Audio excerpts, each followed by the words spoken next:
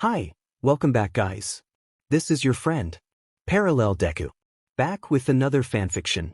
This is the series of What If Deku Became a Gamer Hero? Now before starting, please give this video a like. And subscribe to the channel if you want more videos like this. Now let's get into the fanfic. Izuku always loved to play video games and wanted to know every aspect of them. The very first game he played was Hero Fighter when he was almost 4. He remembers playing it with Bakugo, who would often take the lead while Izuku dreamed of being All Might. However, everything changed when he turned 8 and was diagnosed as quirkless. After he confided in Bakugo about his situation, things took a turn for the worse. Every day, he and his peers would seek him out, taunting him with the nickname Deku and pushing him around. Bakugo would cruelly suggest, maybe you should jump off the roof and see if that helps you get a quirk, which hurt Izuku deeply. He would come home with bruises and scrapes, often soaked from the rain, and when his mom asked what happened, he would weave together stories that he knew she didn't believe, but they were enough to keep her from pressing further. Afterward, he would retreat to his room, turning on his PC to escape into the world of gaming. Those moments spent playing were the highlights of his day. Now, it was his 13th birthday. He walked downstairs in a plain hoodie and sweatpants, drawn by the delicious smell wafting from the kitchen. "Oh, happy birthday, sweetie," his mom exclaimed, revealing his favorite dish, katsudon, laid out on the table. "Thanks, Mom," he replied, wrapping her in a warm hug before they both sat down to eat, expressing their gratitude. "Oh, I almost forgot," his mom said, reaching under the table with a giggle. "Here is your birthday present." The small gift was wrapped in green paper with a white bow. It felt light in his hands, and when he shook it, it made a soft sound. As he opened it, his eyes widened in disbelief. "Oh my gosh, Mom. Genshin Impact. I can't believe you got it. I thought it was sold out," he exclaimed, filled with excitement. "They were, but I kept checking the store, and last week they restocked. It was even on sale." She smiled, and he jumped up to hug her again. "Thank you so much. You are the best mom ever," he declared. "Oh, sweetie. You are the best son a mom could ask for. Now go upstairs and enjoy your game." "I'll clean up here," she said, and he nodded eagerly. He dashed back to his room, entered the code to download the game on his PC, and once it was ready, he signed in. He couldn't wait to explore this amazing game and collect all the characters. This was shaping up to be the best birthday ever. Izuku spent the entire day immersed in the game, collecting primo gems and rolling for characters, landing several 5-star characters and weapons. It was pure enjoyment. As the clock approached midnight, he was still lost in the world of Genshin when suddenly, he heard a scream followed by a crash. What was that? He removed his headset and stood up, hesitating before opening his door. Another scream echoed, and it sounded like his mom. Panic surged through him as he rushed down the stairs. As he reached the kitchen, a chilling sight greeted him. His heart dropped at the sight of his mom on the floor, lifeless and surrounded by a dark stain. He rushed to check her pulse, but there was nothing. In that moment of despair, he looked up to see a shadowy figure approaching him. Who was this man? Did he seem unhinged? The man lunged at him with a knife, but Izuku's reflexes kicked in, allowing him to dodge just in time. He sprinted back to his room and locked the door behind him. His heart raced and his breath quickened. Why had this happened? Why did he hurt his mom? He could hear footsteps climbing the stairs, accompanied by unsettling giggles. The man seemed to revel in his madness. Distracted by his thoughts, Izuku barely registered the sound of the man stabbing at his door, narrowly missing him. He let out a sigh of relief, but the man continued to break through, and just as he burst in, everything around Izuku froze. Quirk unlocked. RPG. Tutorial mode. Roll pause. What's this? A quirk? He whispered to himself, noticing a glimmer beside him as a figure emerged. To be continued. Izuku POV. "Hello. My name is Paimon," the floating figure said. "Paimon? Like from Genshin Impact?" I shouted. "Kind of, but Paimon is your Paimon," she pointed at me. "My Paimon?" I questioned.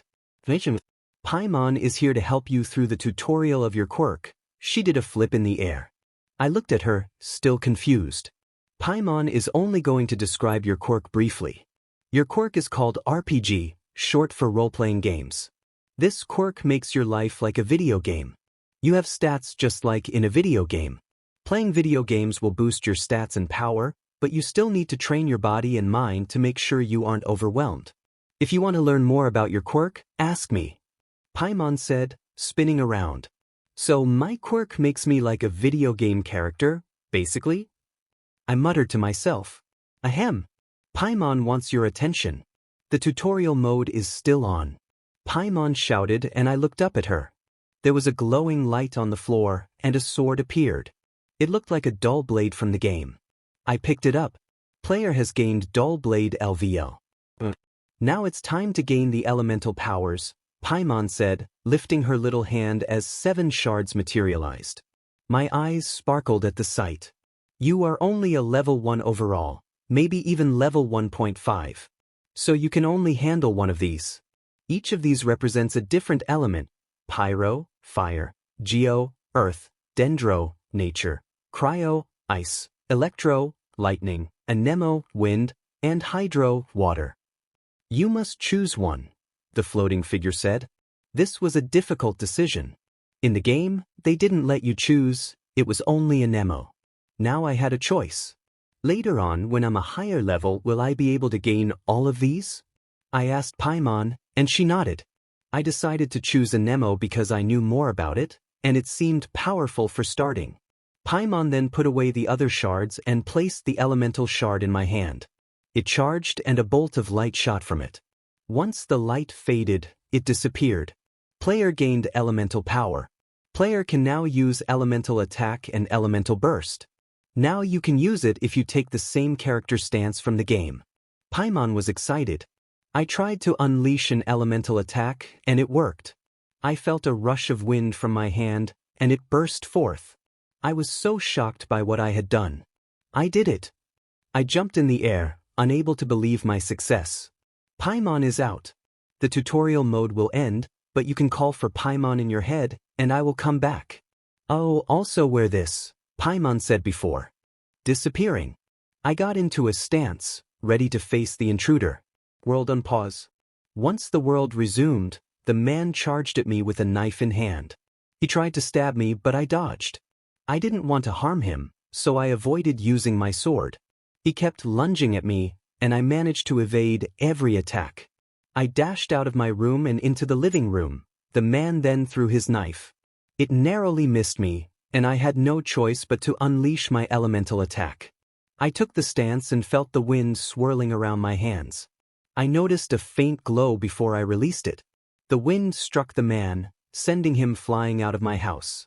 I heard a thud and the sound of sirens approaching. The police had finally arrived. Mail, gift from Paimon. To open mail, say, open mail. A gift from Paimon? I'll check it later. Before the police could enter my house, I hurried to my room, gathered my belongings, and stuffed them into a suitcase and a backpack. Then I jumped out of my window, leaving no trace behind. I caught a glimpse of Eraserhead out of the corner of my eye and wanted to ask for his autograph, but I needed to escape.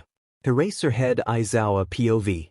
I was on patrol when I heard a blast coming from a nearby house. I rushed over and saw a man lying on the ground with a knife in his hand. There was a large hole in the house and I spotted a boy. Did he do this? The boy then ran upstairs, and I was about to pursue him when the police arrived. They greeted me and took charge of the situation. While they arrested the man on the floor, I entered the house. I ran upstairs to see if the boy was still there, checking every room, but he was gone. What happened to him? I went back downstairs and entered the kitchen, where I found a woman lying on the floor. She had multiple stab wounds.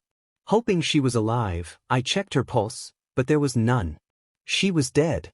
This must be the mother of the boy who ran off. I let out a sigh and stood up. That problem child must have a powerful quirk. To be continued. Izuku POV. I ran to a nearby forest to find a quiet spot away from prying eyes.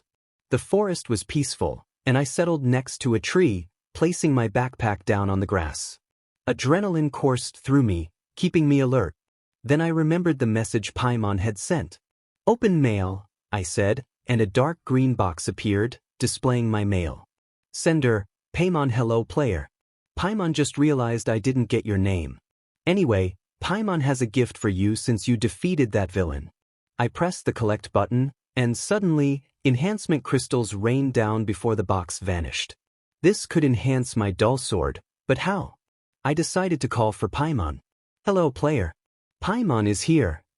Paimon appeared with a cheerful flip. Hey Paimon, my name is Midoriya Izuku. Sorry I forgot to tell you, I said, scratching my head. It's fine Izuku. So why do you need Paimon? She asked, leaning closer. How do I enhance my sword? I inquired. You need to go to your menu screen. Just say, menu screen. Paimon explained. Menu screen, I said, and a dark green box appeared with various icons. Player has unlocked menu screen. It looked similar to the one in Genshin Impact, but with several changes. I was amazed by the options available. As you can see, there's one for enhancements. Just click on it. Paimon hovered over me to see the pop-up box. I clicked on enhancements, and the layout changed. There was a slot for weapons and another for ores used to enhance them. You can transfer your weapons and items into your inventory. Just hold it, Paimon instructed. I held my sword, and it vanished with a faint glow. I clicked on the add symbol, and the dull sword was an option. I used some of my enhancement ores, leveling my dull sword to a solid level. I stored it in my inventory to lighten my load. I also placed my suitcase and backpack items in there. Paimon explained more about the menu screen. I could increase my level by training in real life and playing different games. The shop was for trading better weapons, armor, materials, and other mystical items. Analysts helped me organize my thoughts on quirks, strategies, and more. Stats tracked my skills, damage, attack, health, and much more. The design craft feature allowed me to create weapons, armor, clothing, and anything else I desired with the right materials. The next day, Izuku woke up with a stiff neck, having slept on the grass. He stretched and stood up, contemplating his plans for the day. He realized he needed to find a job to afford a small apartment. Menu screen, he said. He checked his inventory and found he had about 108,851 yen saved up. It was a decent amount that could cover a week's rent. He decided to visit a cafe to use their Wi-Fi and search for apartments. He ended up at a cat cafe, where he was warmly welcomed. He chose a seat by the window. Hello, welcome to the Nico Nico Cafe.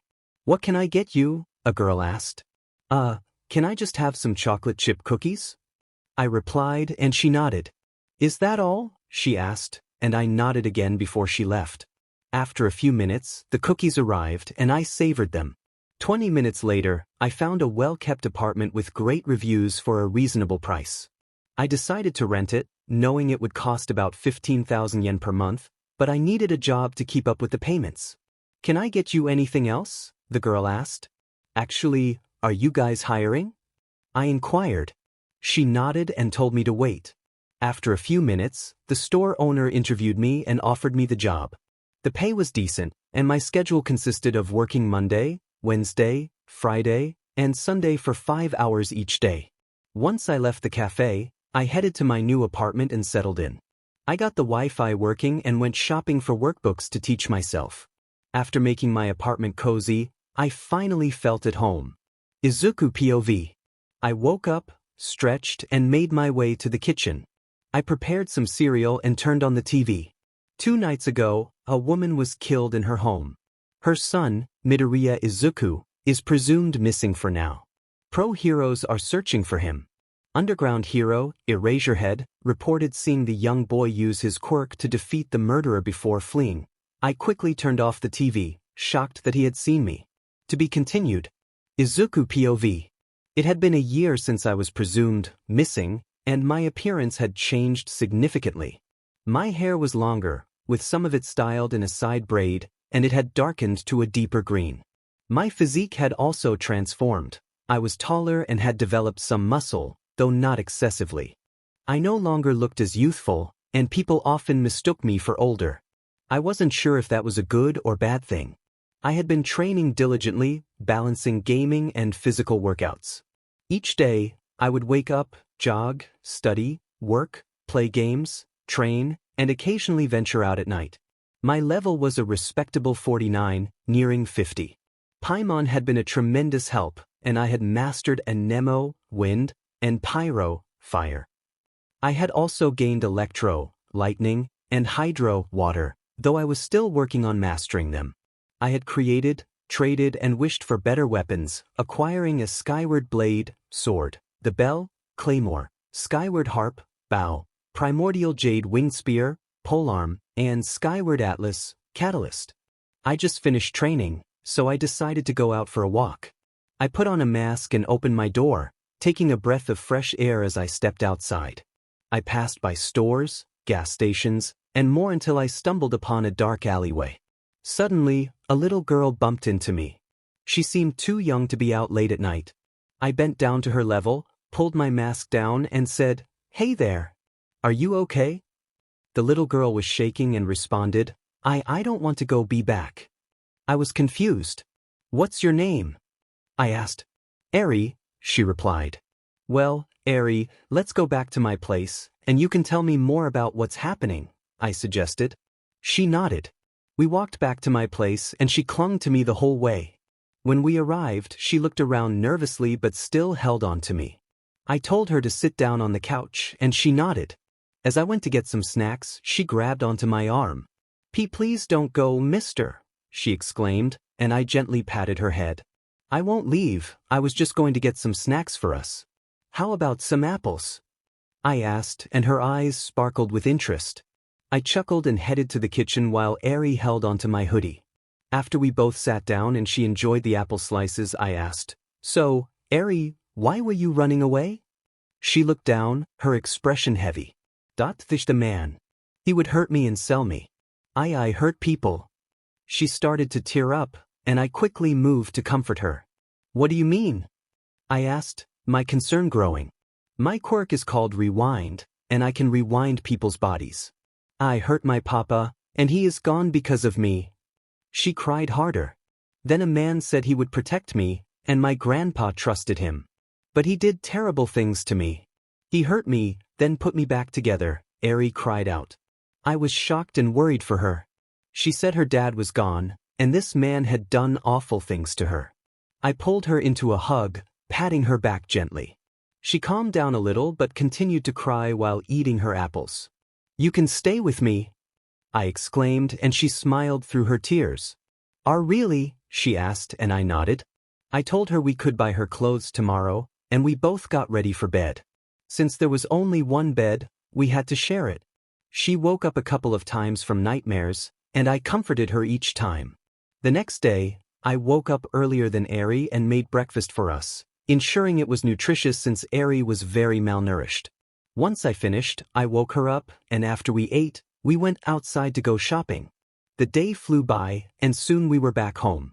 "Dad, what's your quirk?" she asked, and I was taken aback by what she called me, but I let it slide. "My quirk is called RPG," I told her. "What does it do?" she asked, her eyes wide with curiosity.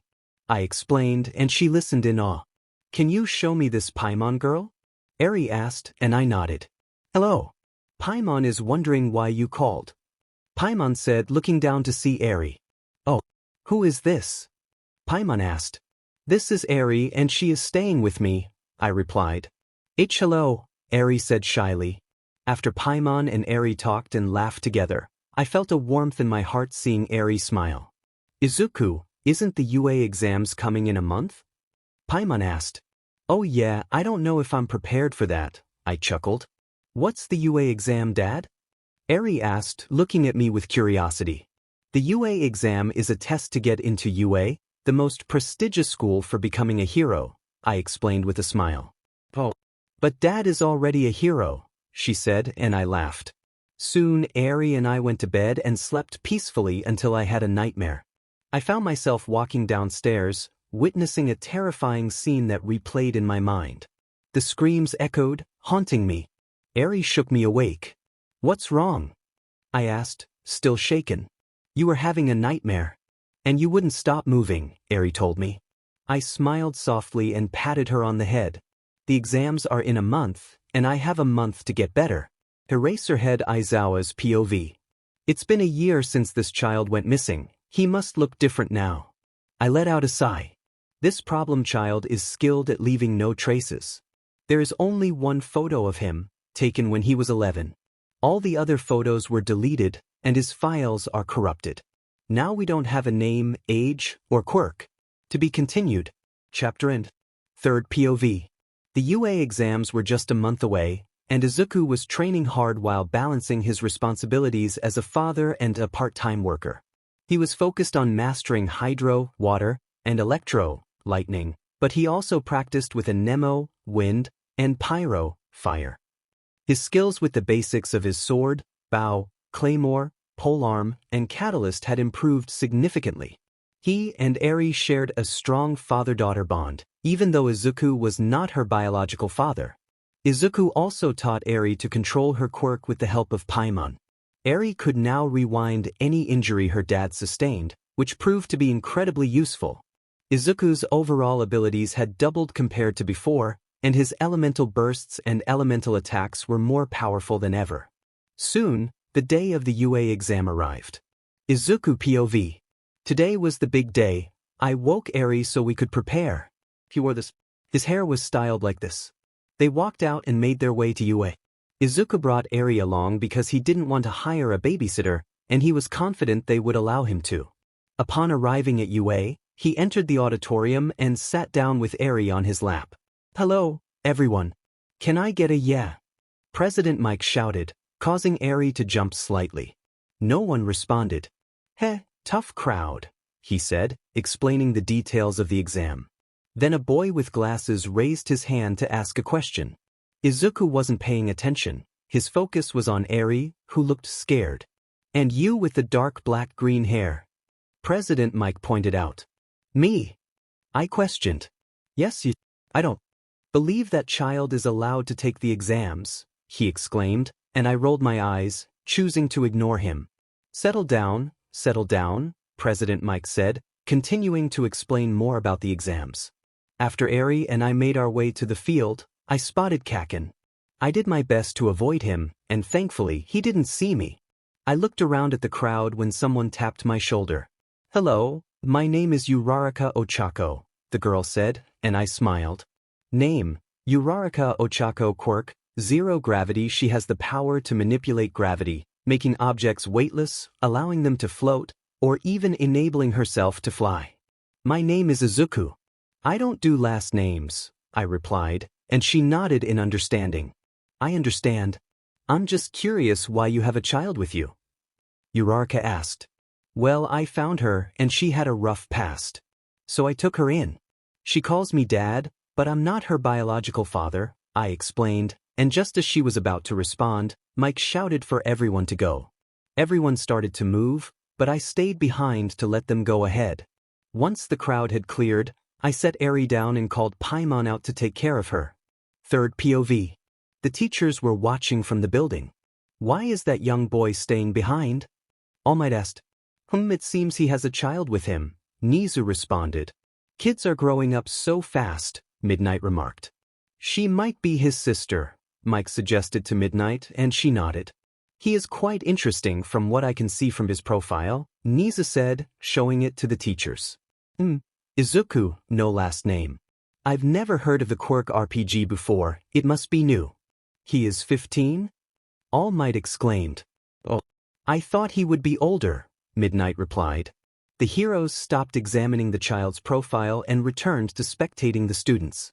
Izuku was performing well, having scored 75 points using just his sword. He took down the smaller targets worth 1 to 2 points. For the larger 3-pointers, Izuku decided to test his elemental attack.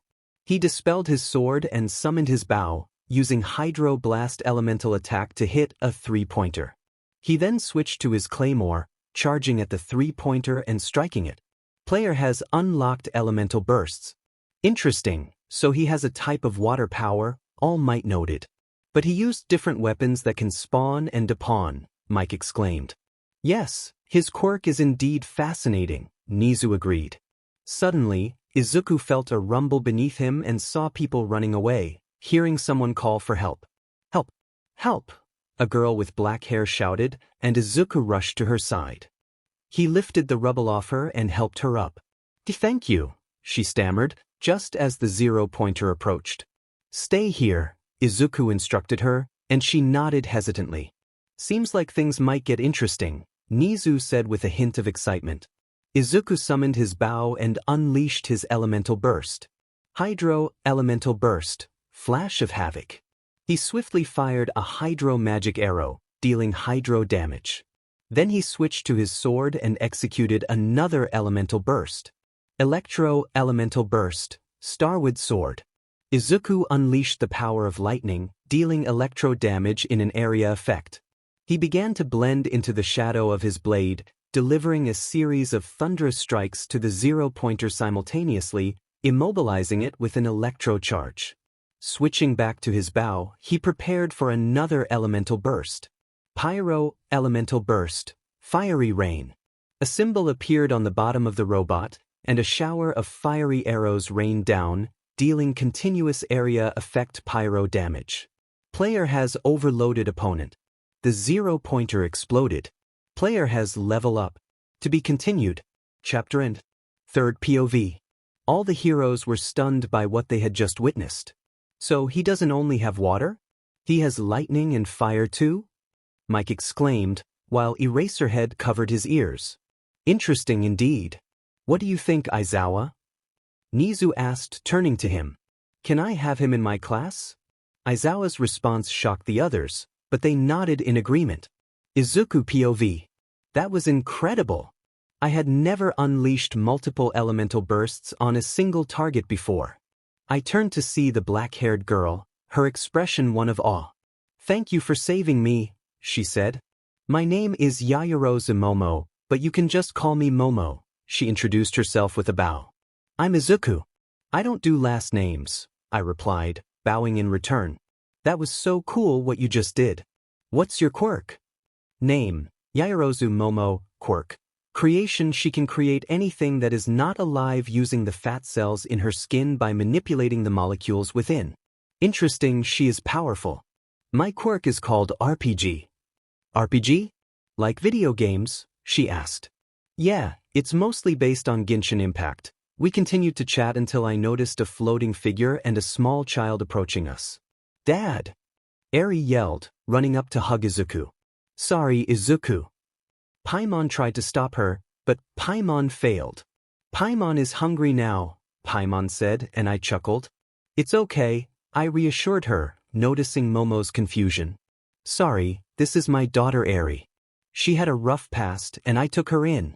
I'm not her biological dad, I explained to Momo. Hello, my name is Momo, Eri smiled back and waved. Dad, can we go home now? I'm hungry, Eri asked, and I affectionately patted her head. Looks like we have to get going. See you around, Momo, I said, waving goodbye to her. Eri and I made our way back to the apartment. I prepared katsudon for both of us and a sticky honey roast for Paimon. How well do you think you did on the exam? Paimon asked. I think I did well enough to get in, I replied, enjoying my katsudon. Menu screen, I said quietly, and a light green box appeared. What are you looking at? Eri asked. I leveled up to LVL 50, so I get a little prize in my mailbox, I explained. I went to my mailbox and clicked on prizes. I showed it to Eri and asked her to choose a box. She picked the middle one, which revealed pets. Pets? I questioned. Ooh, pets. Paimon was hoping this would happen soon. Paimon spun around excitedly. Paimon shall explain now. These pets are called mini Seeli. There are 3 types so far: Dayflower, Rose, and Curcuma. Let's see how many you can get. Paimon flew closer to me. Oh, it looks like you can get 2. Go on. Paimon encouraged, her excitement palpable. I clicked on pets, and a blank white mini Seeli appeared. I clicked on it, and the mini Seeli began to shake, changing color to yellow and glowing before popping out and floating next to me. Oh, you got mini Seeli. Curcuma? They say that Seelies of this color will bring good fortune. Paimon exclaimed. I clicked again to get my second pet. The mini Seeli changed color to pink and glowed before popping out and floating beside me. Oh, this one is so pretty. This tiny pink sea lion can't speak, but it silently walks the world with the player it loves. Paimon twirled around, admiring my mini Sealies. After a few minutes, Eri and I went to bed. A week later, I received a letter from UA. I opened it to find a message from Nizu. Hello, Izuku. Your forum is interesting, and you only provided your first name, quirk, birthday, age, and gender. No other description. Anyway, let's get to the point. You scored a total of 107 points, 53 villain points and 54 rescue points. Congratulations! You will be placed in Class 1A, but before the year begins, I would like to meet with you personally. Please come to UA a day before school starts. We will discuss certain matters. Sincerely, Nizu. I was thrilled to have gotten in, but the request for a meeting made me anxious. I let out a sigh and placed the letter on my desk. I then shared the news with Paimon and Eri, both of whom were excited for me. I suddenly remembered that I had to return to work today. I forgot that I had to go back to work today, I exclaimed, jumping up from my seat. I had taken a month off from my part-time job to train and care for Eri. What's work? Eri asked, looking up at me. It's something I do to earn money so I can pay for this apartment and take care of you. I smiled and she returned my smile. I'm also going to take you to my work, so get ready, I told her, and she jumped out of her chair in excitement. After she finished changing, we headed to the cafe. My manager greeted me, and I explained why Eri was there. She understood. I put on my apron and told Eri to sit at a table in the corner. I gave her some math and writing problems to work on. Hello, welcome to the Nico Cafe, my manager said as a boy around my age entered. He had purple hair and looked a bit tired. He sat down and glanced at our menu. I took his order and brought him his coffee. Are you the guy who took down the 0-pointer in the UA exams? He asked, and I was taken aback. Yeah, were you at the exams? I inquired, and he shook his head. No, I was recommended, he replied, and my eyes lit up. Really? That means you're really strong. I exclaimed. No, not really, he said, looking down but with a slight smile. My name is Shinso Hitoshi, he introduced himself, looking up.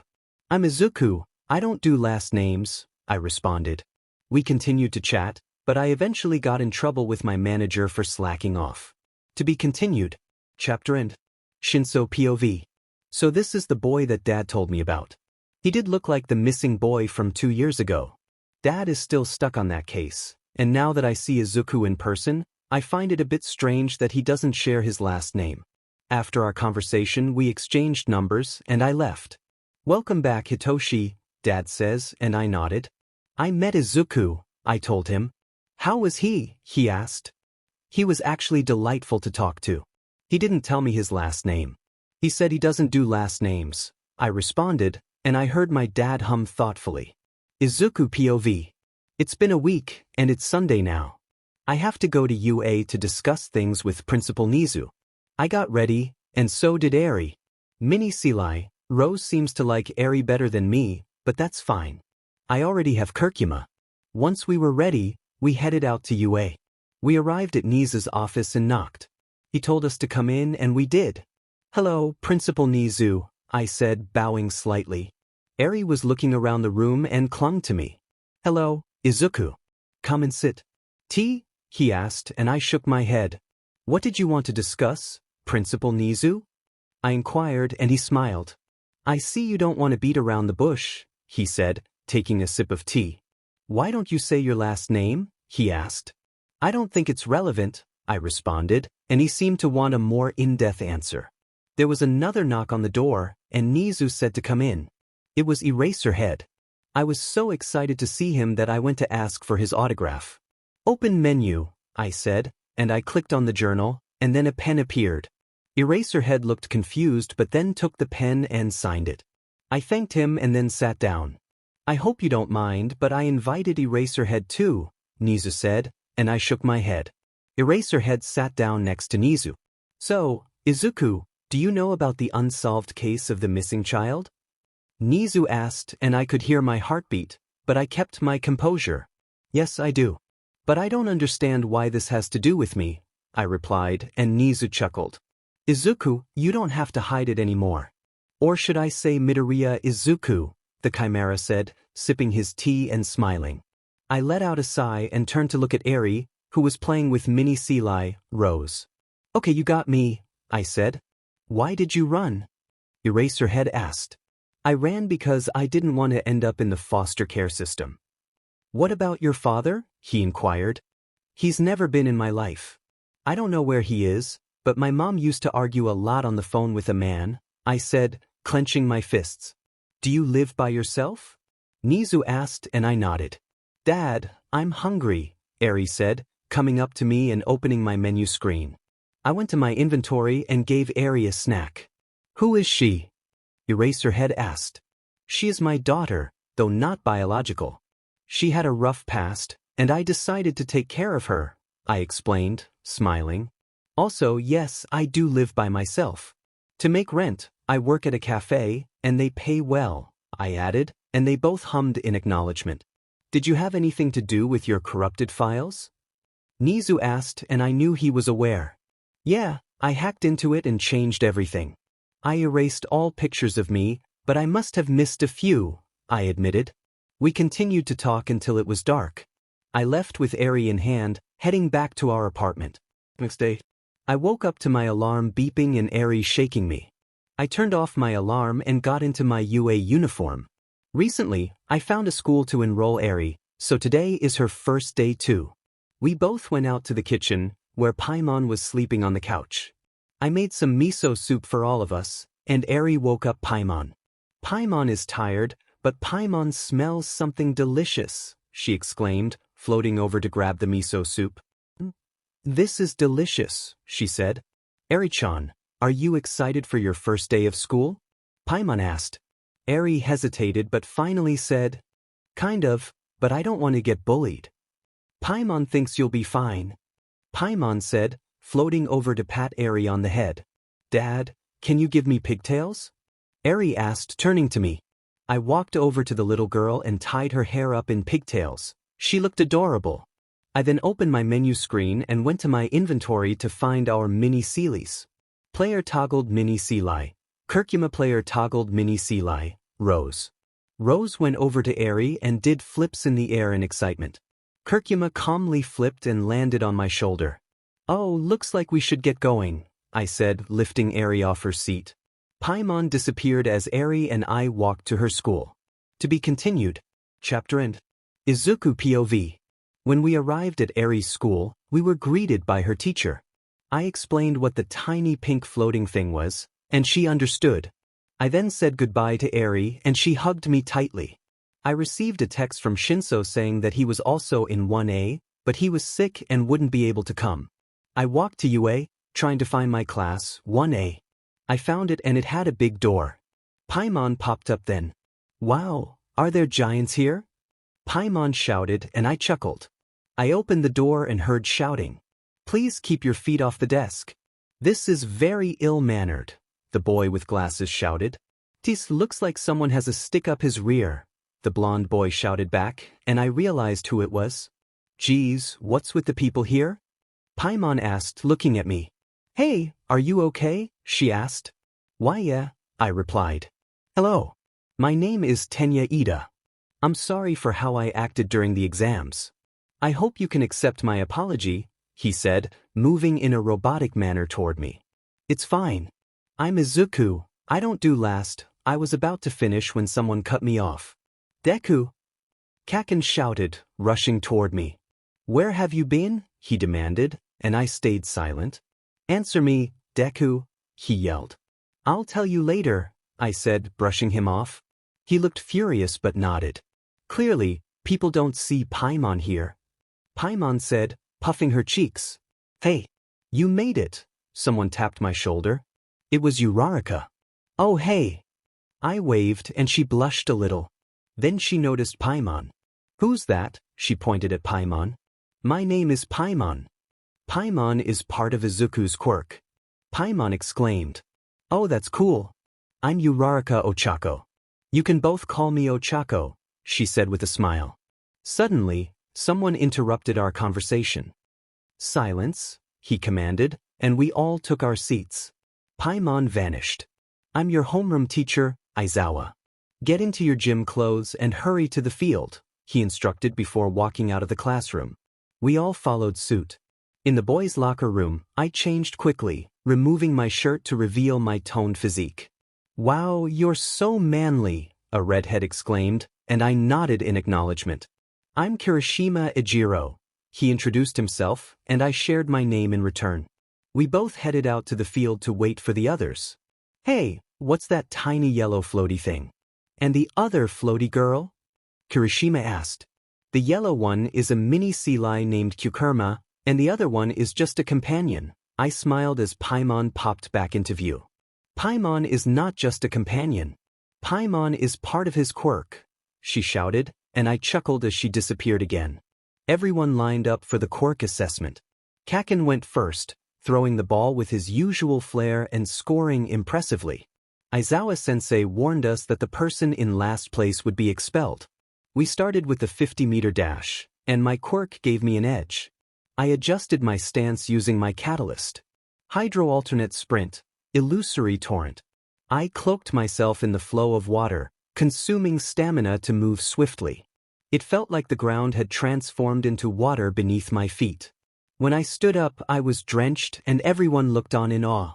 I ended up placing second. Next was grip strength. My quirk didn't assist here, but I managed to secure fourth place.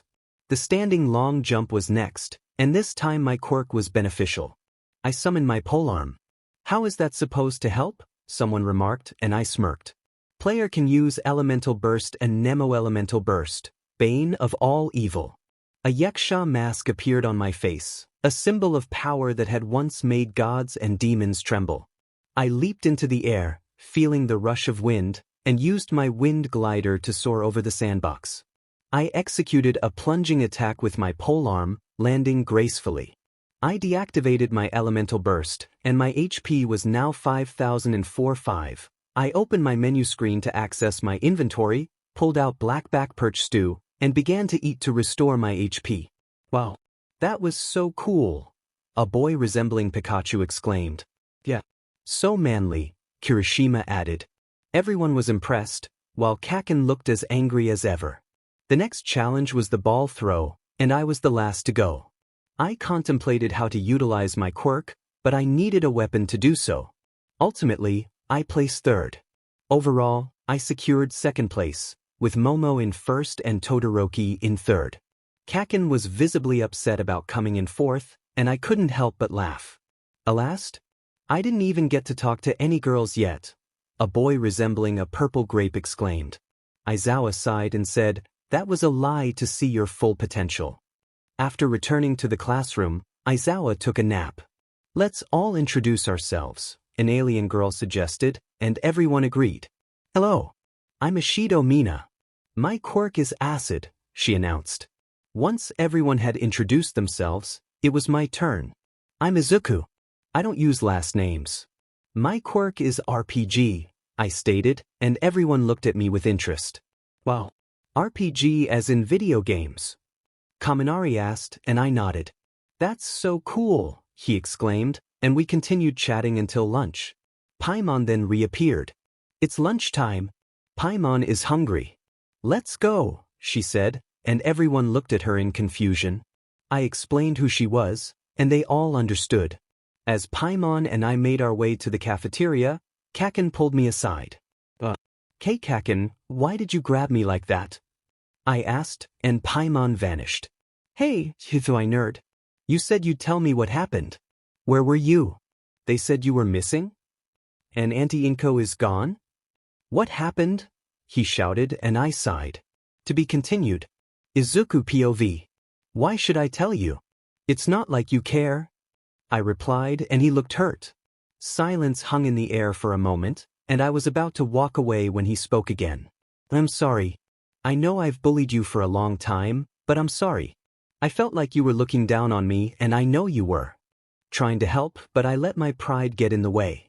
I was planning to apologize the day after your birthday, but then I heard you were missing on the news, and Auntie Inko was gone. I thought you were dead.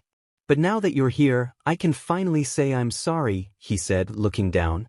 I was at a loss for words and stood there. On my birthday, my mom passed away at night due to a break-in. That's when my quirk activated. I ran away because I didn't want to be placed in foster care. So I got a job and a small apartment, I explained to Kakin, and to my surprise, he hugged me. I hugged him back. I'm glad you're okay, nerd, he said, and I smiled.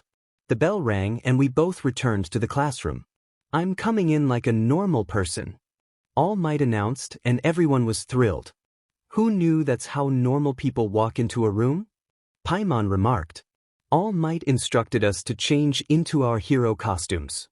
I put mine on, relieved that it fit well.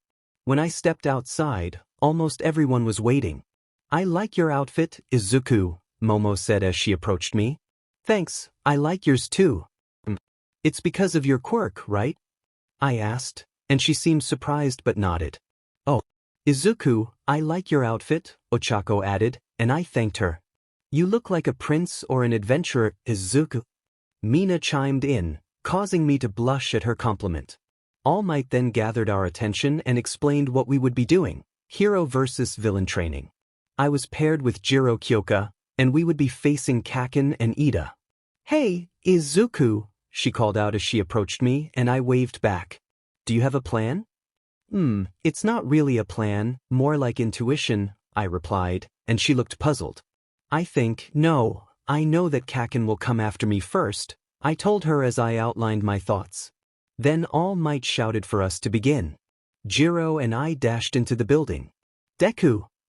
Kakin yelled, launching himself at me.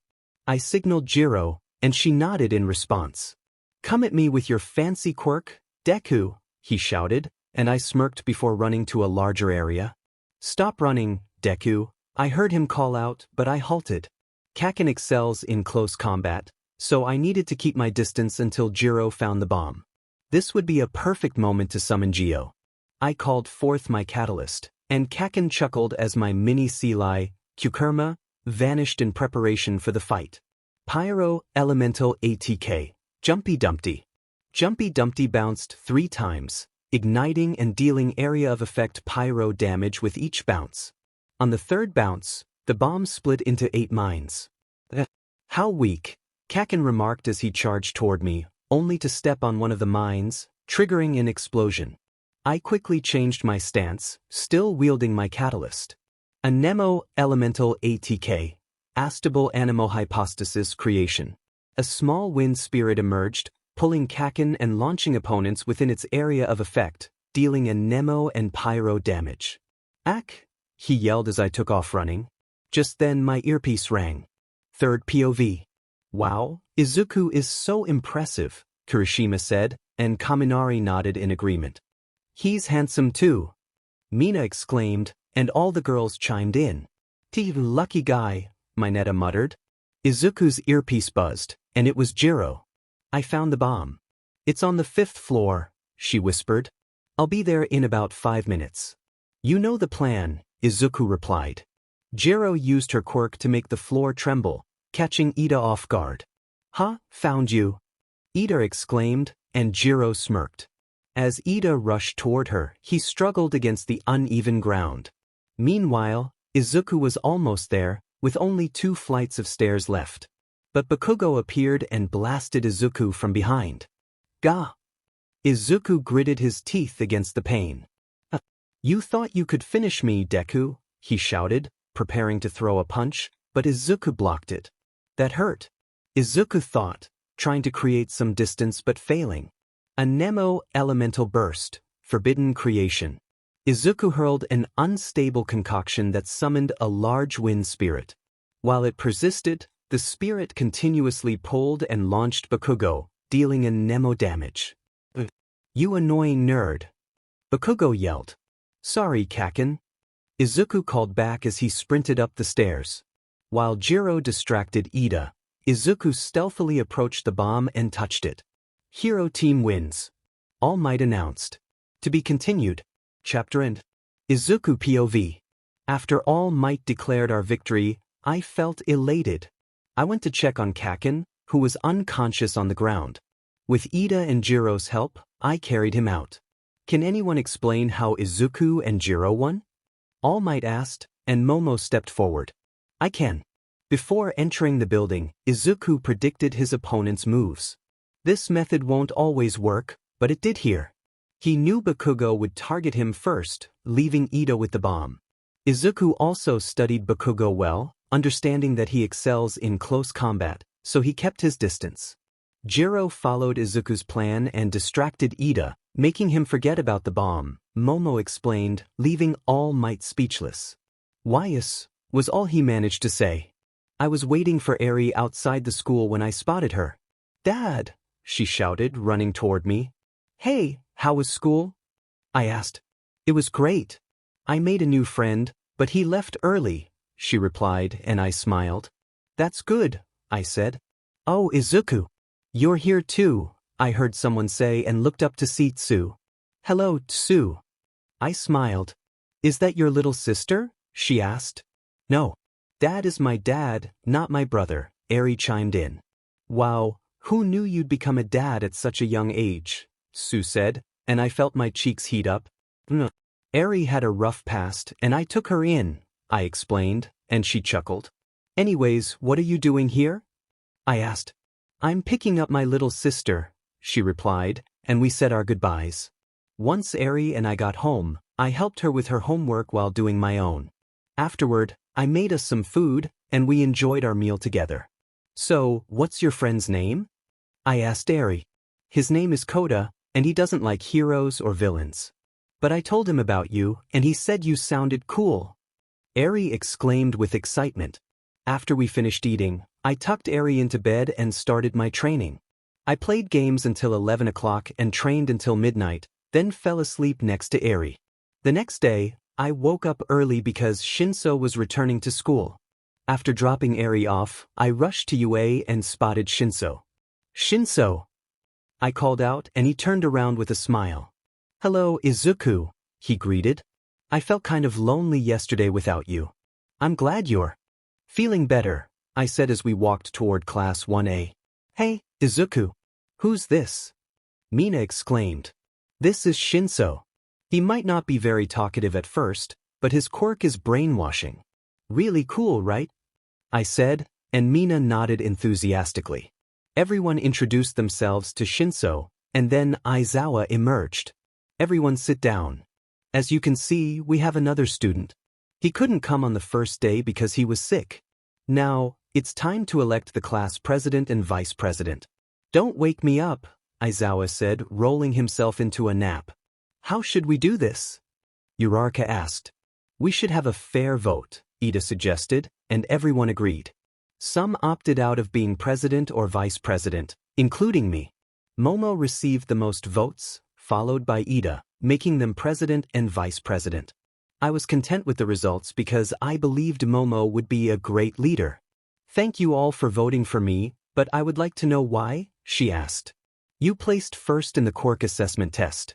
You also understood what happened in our heroes versus villains match, so I thought you were fit for this role," I told her, and she blushed. After lunch, Paimon complained, "Paimon is sad that there is no sticky honey roast." I opened my inventory and handed her the food she liked. "Wow. Izuku, that was cool. I saw you do that during the assessment yesterday," Uraraka said. "What is it?" she asked. "It's my healing food. My quirk has HP like a video game. One of my attacks back there cost me some HP, so eating this food would heal me," I explained, and she nodded in understanding. "Your quirk is quite interesting, Izuku," Ida remarked, and I chuckled. "Also, Izuku, how is your daughter?" Tsu asked, and Ida stood up in surprise. "Izuku, you have a daughter?" "You are too young to give consent," Shinso interrupted Ida. "Wait, you have a daughter, Izuku? I thought I was your best friend," he exclaimed, scratching the back of his neck. "Deku!" I heard Kaken shout from behind me. "You have a daughter, you shitty nerd?" Kaken yelled, sparks flying from his hands. "Izuku! Bro, you have a daughter?" Kirishima and Kaminari said in unison. "Lucky guy, he got to experience that before I did. He got the chance to connect with girls without them hitting him." Mineta muttered.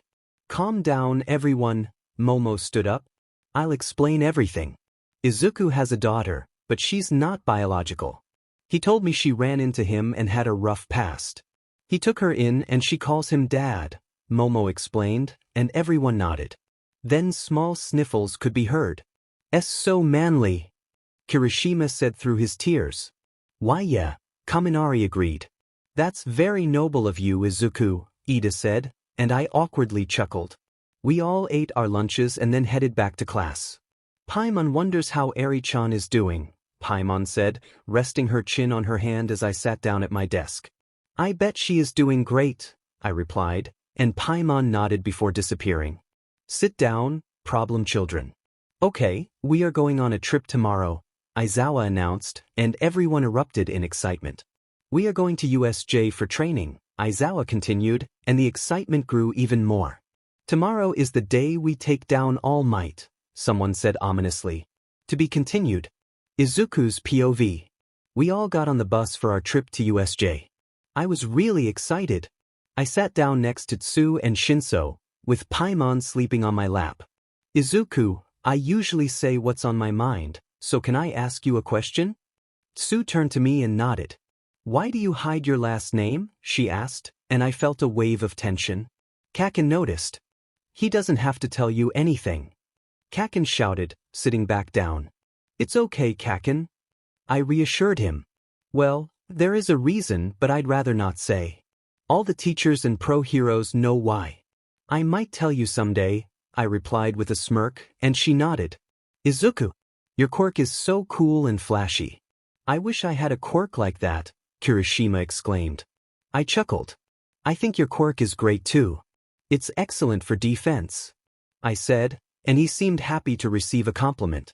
"Yeah, but it's not as cool as yours, Bakugo's or Todoroki's," he replied. "But I don't think Bakugo is going to be very popular because of his temper," Tsu added, prompting Kaken to get up and shout at her. Paimon woke up and shouted at Kaken too. "Okay, we hear you. Now shut up, problem children," Aizawa said, and we all got off the bus. When we arrived, Pro Hero 13 greeted us and explained the place. As we entered, she talked about her quirk and her specialization. I zoned out until I heard Aizawa shout. "Get the kids," he yelled, and 13 gathered us. A black and purple mist surrounded us, and suddenly, villains appeared, what seemed like thousands of them. Aizawa-sensei fought valiantly, doing his best to protect us. I watched in awe until the mist enveloped us, and I was thrown into the water. I quickly activated my catalyst. Hydro, alternate sprint, illusory torrent. I cloaked myself in the water's flow, consuming stamina to move rapidly. Underwater, I could move at high speed. I bumped my head against something hard and looked up to see a boat, but I couldn't climb onto it. Suddenly, I felt something wrap around me. It was Tsu's tongue. She launched me up, and I landed safely on the boat with her and Mineta. "Izuku, are you okay?" Tsu asked, and I nodded. I glanced at Mineta, who was in a panic. "Eek! They are all around us," he shouted, running in circles on the boat. "Calm down, this isn't the worst situation ever," I told him, but he continued to freak out. I noticed water-type quirks surrounding us. "We should just sit and wait for the pro heroes," Mineta suggested, sounding a bit calmer. "We can't just wait for someone to save us. We're surrounded, and they're waiting for us to fight," I said, and he panicked again. "I'm guessing they don't know what our quirks are since they put you," I pointed at Tsu, "here instead of the fire zone." She nodded.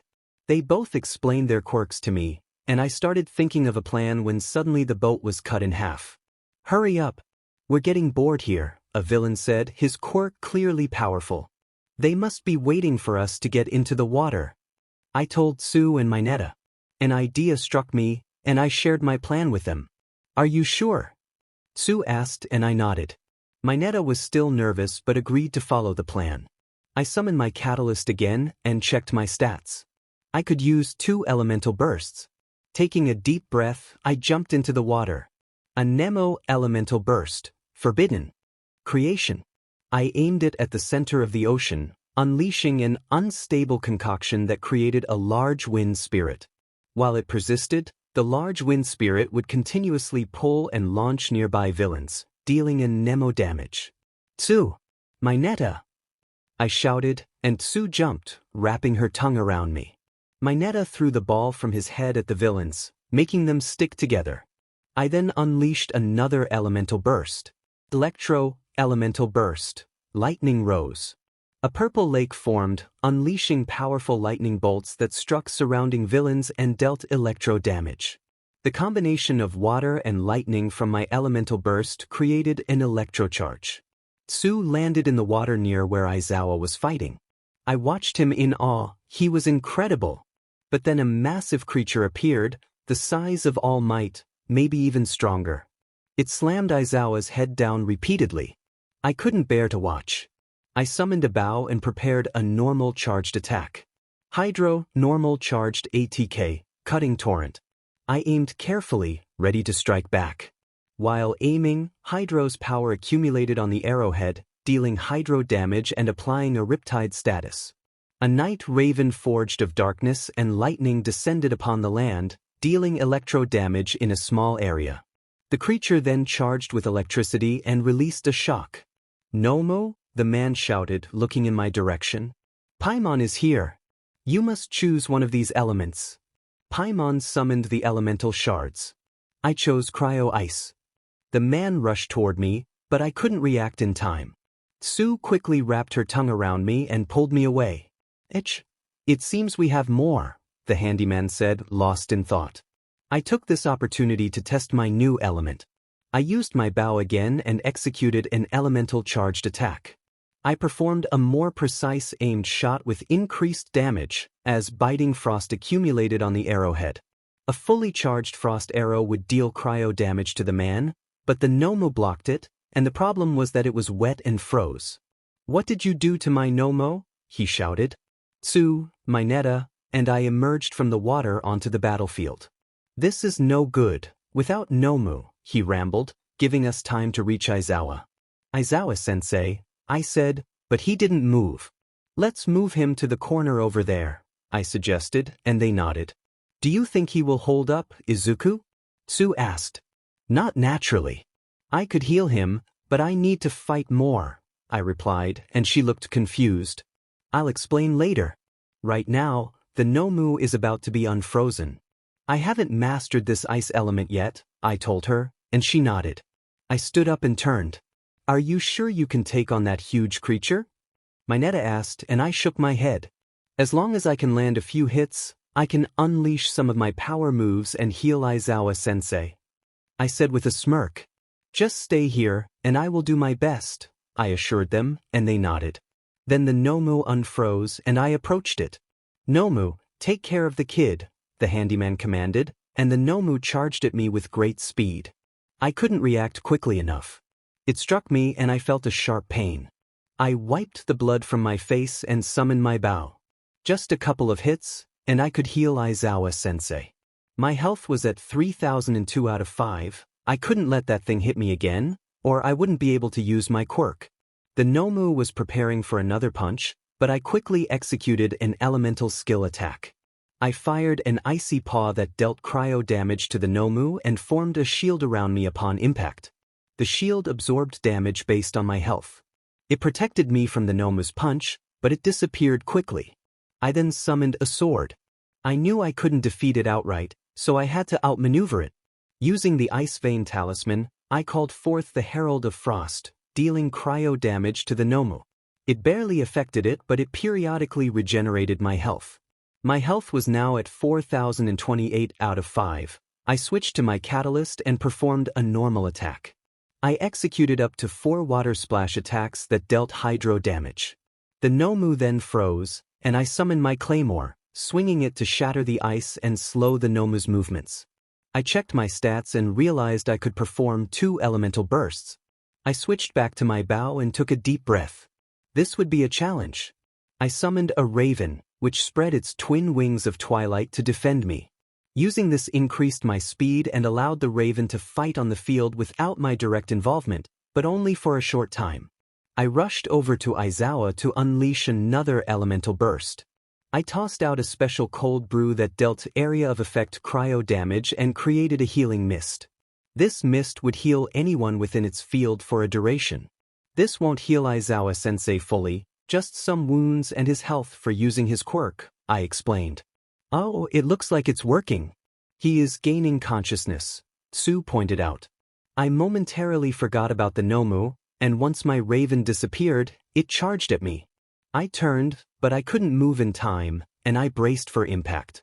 I am here, I heard, followed by a gust of wind. I opened my eyes to see All Might. You did well, young Izuku, he said, and I nodded. Now take Aizawa over to the others, he instructed, but I shook my head. Huh. I can't do that, All Might. He is in the process of healing right now, and if I move him before the mist disappears, he might be in great pain afterward, I explained, and he understood. Then once it disappears, take him to the others, he smiled, and I nodded. Nomu, take care of All Might, the handyman ordered, and the Nomu charged at All Might, who dodged it. He is quite fast. I almost couldn't see him. So the rumors were true, All Might is getting weaker, I observed as I watched the fight. All Might was struggling, and the Nomu was landing some heavy blows. I noticed my mist was fading. Izuku, let's carry Aizawa-sensei over to the others, Tsu urged, and I nodded. Once we carried him, we approached the others. I turned to see dust rising from where All Might and the Nomu were battling. I hoped he was okay. I'm glad you guys are safe. We were all worried, Ochako said as she joined us. What happened to Aizawa-sensei? Momo asked. This huge mutant creature attacked Aizawa-sensei. I tried to heal him, but it only addressed some minor injuries, and he is half conscious, I explained. I looked around and noticed Kaken was missing. Where's Kaken? I asked. They all looked confused. Oh, you mean Bakugo? Mina replied, and I nodded. But that's such a cute nickname, she exclaimed, while Kaminari chuckled. He, Kirishima, and Todoroki aren't back yet, Momo started, but was cut off. We're not dead. Kaken shouted. Hey, we made it. Kirishima exclaimed, and Todoroki nodded in agreement. Suddenly, we heard glass shatter from above and looked up to see a Nomu soaring into the sky. Wait, he didn't weaken at all. Did he deceive me? Handman said, stepping back into the swirling black and purple mist. One day after the USJ fight. Paimon wonders who your teacher will be because you know. Paimon trailed off. I wonder too, Izuku said as he opened the door to Class 1A, where everyone was chatting. Good morning, Izuku, Momo greeted him with a smile, and he bowed in response. Hey, Izuku. Ochako beamed, and he returned her smile. You were amazing yesterday, Karo, Tsu said to Izuku, who thanked her shyly. Oh, Tsu told me about you. I wish I could have seen it in action. Hagakure exclaimed, causing Izuku to blush with embarrassment. I bet he was impressive, Mina added, making him blush even more.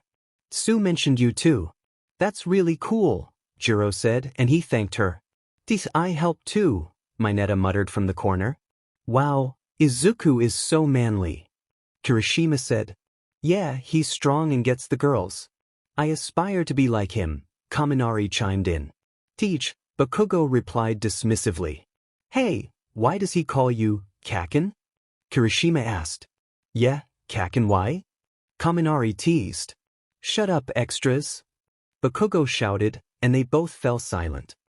We are childhood friends, he finally admitted, leaving them in awe. Everyone settled into their seats, waiting for their teacher or a substitute. Hello, problem children, a figure wrapped in a dark cloak said, sending a shiver through the room. Aizawa-sensei? Mina asked, her voice trembling. Yes, it's me, problem children.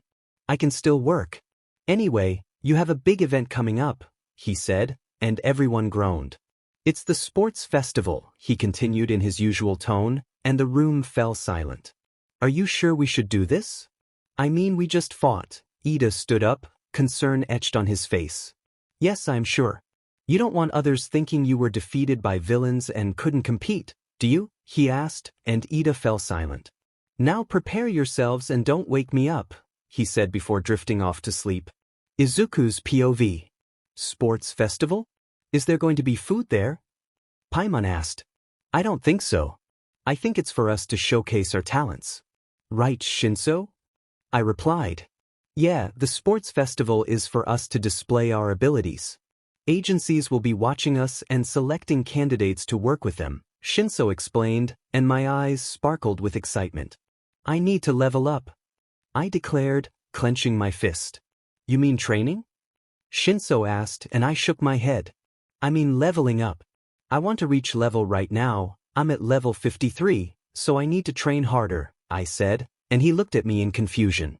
The bell rang and we both packed our things. I opened the door and found a crowd blocking the way. Excuse me? I asked, noticing the girls blushing. What's going on? Ochako shouted. What business do you have with Class A? Ida inquired. Scooping for enemies, for eyes, Kaken said as he pushed past everyone. Out of my way, extras, he shouted, and the crowd parted. Kaken. You shouldn't say that to them, I told him, and he rolled his eyes. Sorry, everyone. That's just how he is, I said as I left with Shinso. With only a week until the sports festival, I needed to improve. To be continued. Izuku's POV. I trained hard all week with Shinso. He would come over to my place after school, and Eri would sometimes watch us. If one of us got hurt, she would heal us. Soon, the day of the sports festival arrived. Bye, Eri, I said, giving her a gentle kiss on the head. Bye-bye, Dad. You better win, she told me, and I chuckled. You think I'll lose? I asked, and she giggled before leaving with the teacher. You sure are confident, Paimon remarked. I guess. I mean, I'm at level 59. I said, and she nodded. True, and you have mastered cryo, she said, spinning around in excitement. Paimon and I continued chatting until we arrived at UA. A group of reporters and onlookers surrounded the entrance. Excuse me? I said, and everyone turned to me. Excuse me, sir? Are you a participant in the sports festival? What class are you in? A lady asked, shoving a microphone in my face. Yes, and I'm in class 1A, I replied, and suddenly everyone bombarded me with questions. Ahem. Paimon thinks it would be nice for you all to move. We need to get in. Paimon shouted, and the crowd quieted as we pushed our way through. Whoa, there's food here. You lied to Paimon, she exclaimed, staring at the spread. Sorry, Paimon, but we need to keep moving or we'll be late, I said, and she sulked but followed. We finally reached the waiting room, and I sat down while Paimon eagerly dug into the food. Paimon, did you really have to sneak out and spend my money on snacks? I asked her. Paimon needs nutrition too, she replied, continuing to munch. Izuku, I heard someone call my name from behind. Todoroki? I turned to see him, and everyone else looked our way. I know you're one of the strongest in our class, but I just want to say that I'm stronger than you, he stated confidently, leaving me momentarily speechless. Hey, why are you being so mean? Paimon shouted. I'm going to beat you and win, Todoroki said, ignoring her. Paimon is really angry, she started, but I couldn't help but chuckle. Why are you laughing? He asked, confused. Sorry, but I'm not backing down from that challenge. I know you have your reasons for saying this, and I have my reasons for fighting back, I smirked, and he nodded before leaving the room. Oh man, that gave me chills, Kaminari said, and everyone else agreed. And here they are. Class 1A. Mike announced, and the crowd erupted in cheers. Wow, there are so many people. As all the first years stepped out, I felt a rush of excitement. Now for the hero pledge. Midnight said from the stage, and I noticed the boys blushing. What is Midnight wearing? Kirishima asked, bewildered. Her hero costume, I replied. How are you not fazed by this? Kaminari asked, and I shrugged. Now, time for our Class 1A representative. Bakugo Katsuki. Midnight called out. Everyone in Class 1A exclaimed. Kaken, don't say anything dumb, I warned him. Teeth, when do I ever say anything dumb, Deku? He retorted. Stepped up to the microphone and declared, I pledge to be the #1 pro hero. Boos erupted from the crowd. I could feel the tension rising against our class. Why would you say that? I asked him. Because it's true, he shouted, and I scratched the back of my head. Now, let's start the first game. She began her speech, but I zoned out. Now, here is the faithful first game, she announced, and the wheel spun behind her. It landed on an obstacle race, and everyone lined up at the start. I opened my inventory to grab some food that would boost my stamina and defense. I found just what I needed and started to eat. What is that guy doing? I heard some people whisper. I began to glow, and the chatter around me faded as everyone focused on their own preparations. Then Midnight shouted, "Start!" and everyone took off. The tunnel was narrow, and I had to push myself through. Suddenly I felt a chill. Todoroki had already begun, and the tunnel transformed into ice, trapping most of the others. Luckily, I managed to keep moving. It was slippery, and I needed a quick solution. I pulled out my bow, grateful to be in front. "O wind upon which all hymns and songs fly, bear these earthwalkers up into the sky." I called out. I summoned a wind domain, launching myself into the air. I used my wing glider to glide over the ice. I was close to Todoroki now, and I smiled and waved at him. He looked a bit like Kaken at that moment. "Lots of targets found," I heard a robotic voice say below me. I looked down and saw the 0-pointer I had defeated during the entrance exam, but there were many more. Yikes, I thought, but I kept gliding. Izuku has cleared it by just gliding? I heard Mike exclaim, and I smirked. Todoroki has cleared it too. Mike announced, and I glanced back to see Todoroki. I decided to land, took off my glider, and summoned my polearm. I made a plunge attack and landed safely. Oh. It looks like Izuku decided to be on his feet. "Right, Eraserhead?" Mike asked, and Eraserhead just groaned. "Wow. Eri, your dad is so cool." Koda said to Eri, who nodded proudly. "Eri, that's your dad?" another girl asked, and Eri nodded again. "He's so cool," another boy chimed in. Back at the sports festival. "Hey, Todoroki-kun," I called, waving at him. He ignored me, focused on the race. I checked my stats. My stamina was low. I opened my inventory for more food and glanced behind me. An angry Kaken was approaching, along with many other students. "Deku!" "Half and half," he yelled, his explosive hands propelling him through the air. I quickly found food to boost my stamina and ate it. It was delicious, and I almost forgot I was in a race. Todoroki and I soon approached the fall. Unsure how to tackle it, I watched as Todoroki used his ice. I decided to glide again. "Todoroki clears it with elegance," Mike announced. I felt a bit disappointed in myself for only gliding. I wanted to use my other elements. I sighed and continued gliding toward the finish. Izuku cleared it, and he's right behind Todoroki. Mike shouted. After a while, we encountered landmines. I saw Todoroki struggling while I glided above. The downside of gliding was the wind speed. It was slow, preventing me from going faster. Suddenly, I heard a scream. "The half and half," Kaken shouted, landing next to Todoroki. "Looks like we have a new leader in first place." "Bakugo Katsuki," Mike yelled. Kaken and Todoroki exchanged a few blows. I turned to see others catching up through the landmines. I needed to think fast and find a way to push myself forward. I took off my glider again and summoned my claymore. I plunged from mid-air, striking the ground and causing a shockwave that affected both of them. The landmine exploded, giving me the boost I needed. Izuku, taking the lead and leaving those two behind. Mike shouted. I stood on my claymore blade like a skateboard, gripping it tightly. "Deku! How dare you get in front of me?" Kaken yelled from behind, with Todoroki close behind.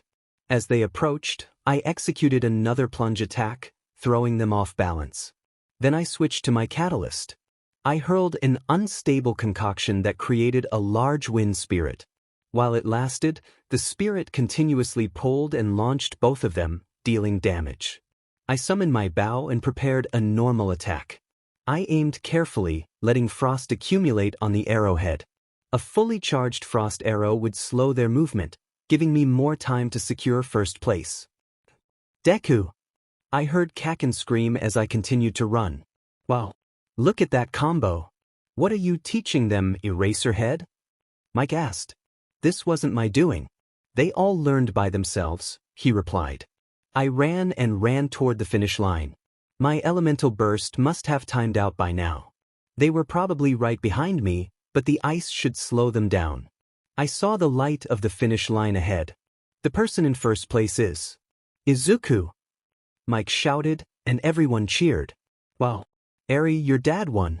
He was so awesome, Kota said, making Eri smile even more. His quirk is so cool, another kid said. I wish I had a quirk like that, a boy added. Eri felt proud to have a dad like Izuku. That kid, a guy said, scratching his neck. I must do something about him, he's getting in the way. To be continued. Izuku. I did it, I came in first place. I waited for the others, got yelled at by Kaken, and tried to talk to Todoroki, but he ignored me again. Time for the cavalry battle with the top 42 qualifiers, Midnight announced, giving another speech. Izuku, who placed first in the qualifier, is worth 10 million points, she shouted, and I could feel everyone's eyes on me. She then said we had 15 minutes to choose our team. I let out a sigh, pondering my next move. I'm a huge target, and no one would team up with me. Izuku. I heard a cheerful voice behind me. Let's team up. Ochako said, and I nodded. I'll add you to my party setup, I explained, and she looked a bit confused. It's part of my quirk. Whatever boosts I have, you will have too. You can also use my weapons and gliders, I told her, and she was in awe. You really stand out. Ochako and I turned around to see a girl with pink hair approaching us. Team up with me, person in first place, she exclaimed. Who are you? I asked. I am Hatsum Mei, from the support course, she said, removing her goggles. If I team up with you guys, I'll be noticed by everyone, right?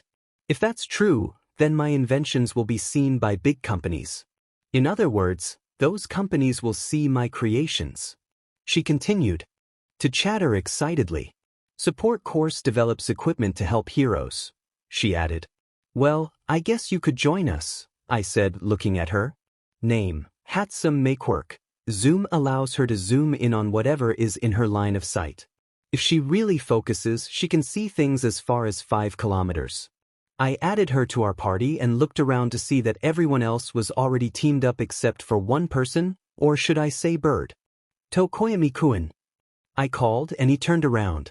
Why don't you join our team? You'd be great for power. I suggested, raising my arms, and he nodded.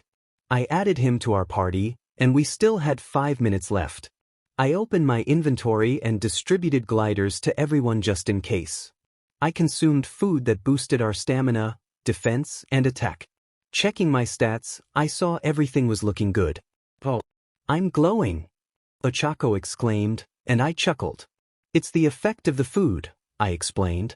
I feel stronger, Tokoyami said, and I nodded. That's the idea. What I just ate will increase all of our stamina, attack, health, and defense. I told him, and then we took our positions. Mike counted down to 0, and everyone made their move. They charged toward us, and it was a good thing I had my catalyst ready, but they rushed at us so quickly. Suddenly, the floor seemed to turn into quicksand. Turn your faces, Hatsum and Ochako. I instructed, and they complied. I then activated the jetpack that Hatsum had made and flew out of there. Jiro! I heard Hagakure shout. Jiro then used her quirk to try to snatch my headband. Dark Shadow! Tokoyami called, and Dark Shadow defended us. We landed safely on the ground thanks to Ochako and Hatsum. 2 teams were charging after us, Shoji and another from Class 1B. We were going to fly up, but Ochako got stuck. It turned out that Shoji had his teammates guarded well. Just then, a tongue flew by my face, and I narrowly dodged it. More tongues followed. It was obviously Tsu and Mineta. Izuku, we need to go, Tokoyami shouted, and I pressed the button on the jetpack. My invention, Hatsum exclaimed. Sorry, but we needed to get out of there. I told her. Deku! I heard Kaken shout as he launched himself toward us. Hydro, normal attack. whisper of water. I executed up to 4 water splash attacks that dealt hydro damage to Kaken. His explosive hand disappeared, and he began to fall, but Zero used his tape to catch him. I heard the crowd cheer and shout as we all landed. All we need to do is run. Suddenly, we almost fell, and when I looked up, I saw Todoroki. I'll be taking that, he said. Before I knew it, all the teams were charging at us again. Momo created a type of sheet and something to hold them on the ground. I noticed Kaminari charging up. This wouldn't be good for Dark Shadow. I needed to think quickly. Hide Dark Shadow away, I whispered to Tokoyami, and he complied. Then Kaminari completed his charge, and I did mine at the same time. Pyro, elemental skill, Jumpy Dumpty. Jumpy Dumpty bounced 3 times, igniting and dealing area of effect pyro damage with every bounce.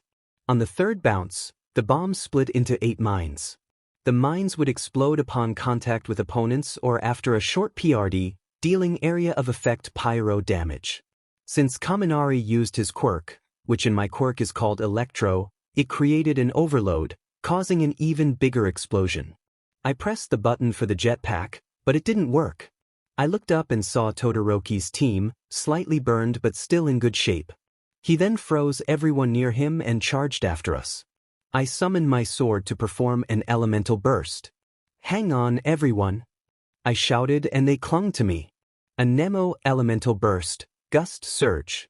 Guiding the path of the wind currents, I summoned a forward-moving tornado that pulled objects and Todoroki's team toward itself, dealing a Nemo damage every 0.5 seconds, 9 times. The moving tornado made it difficult for them to maintain their positions. What's happening?"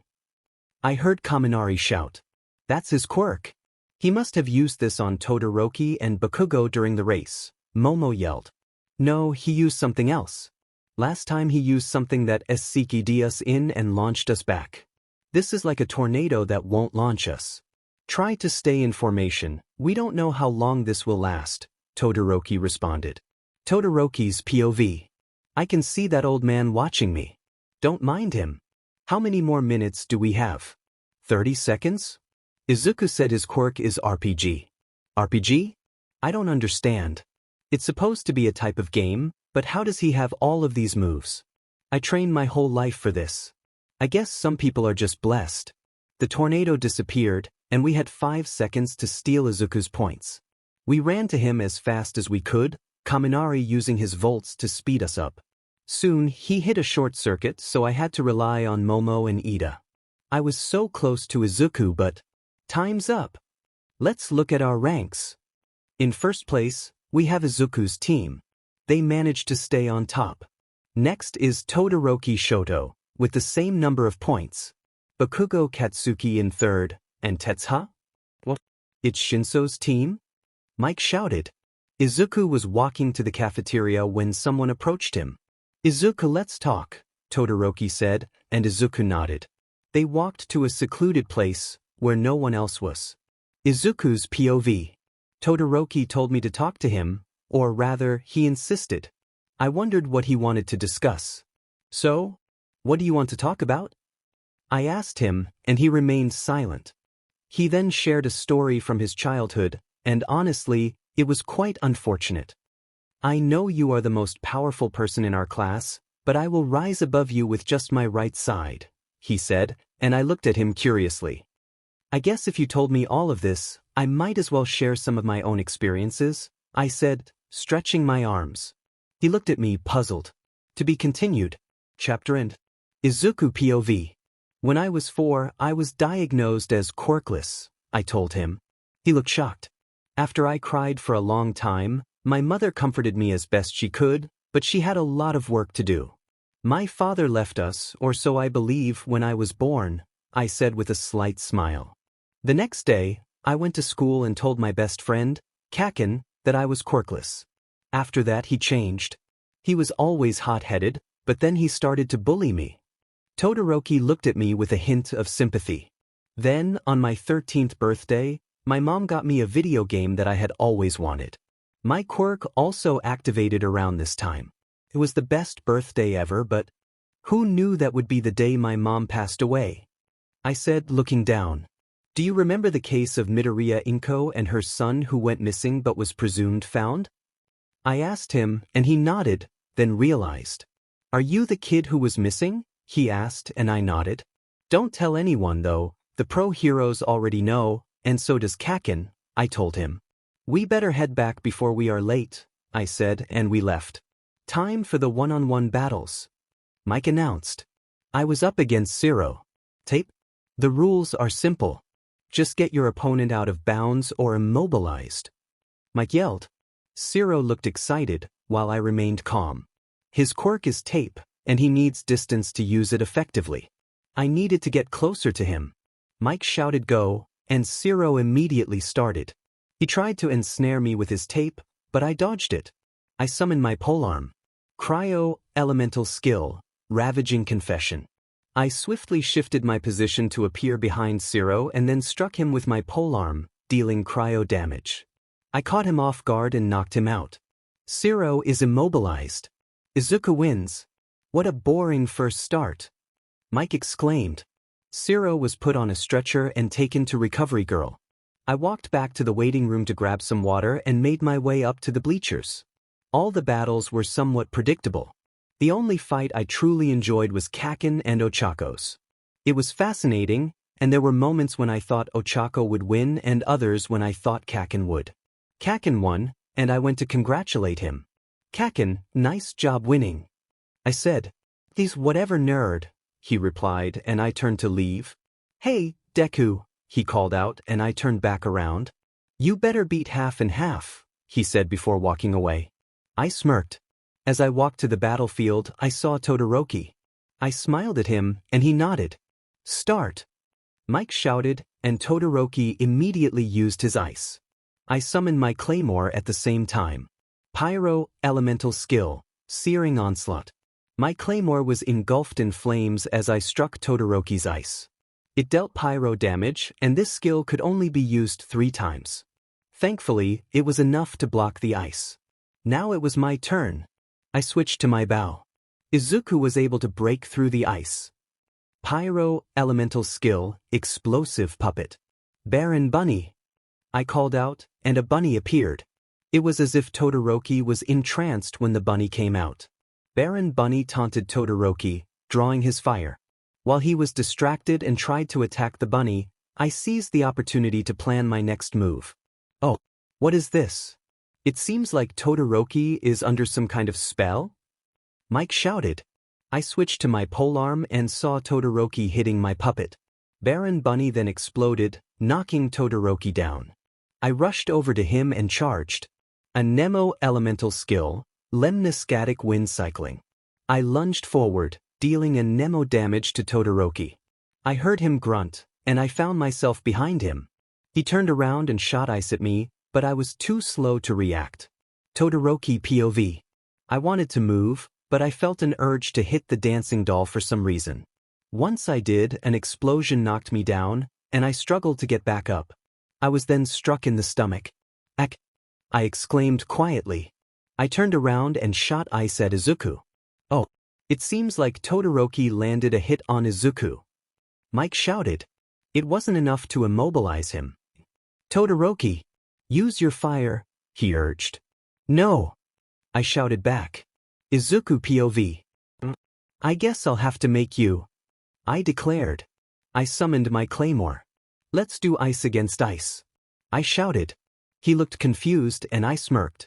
Cryo, elemental skill, ravaging confession. I swiftly shifted my position to appear behind Todoroki and struck him with my polearm, dealing cryo damage. Ack, he groaned. Wow. It's an ice battle. Mike screamed. Come on, use your fire.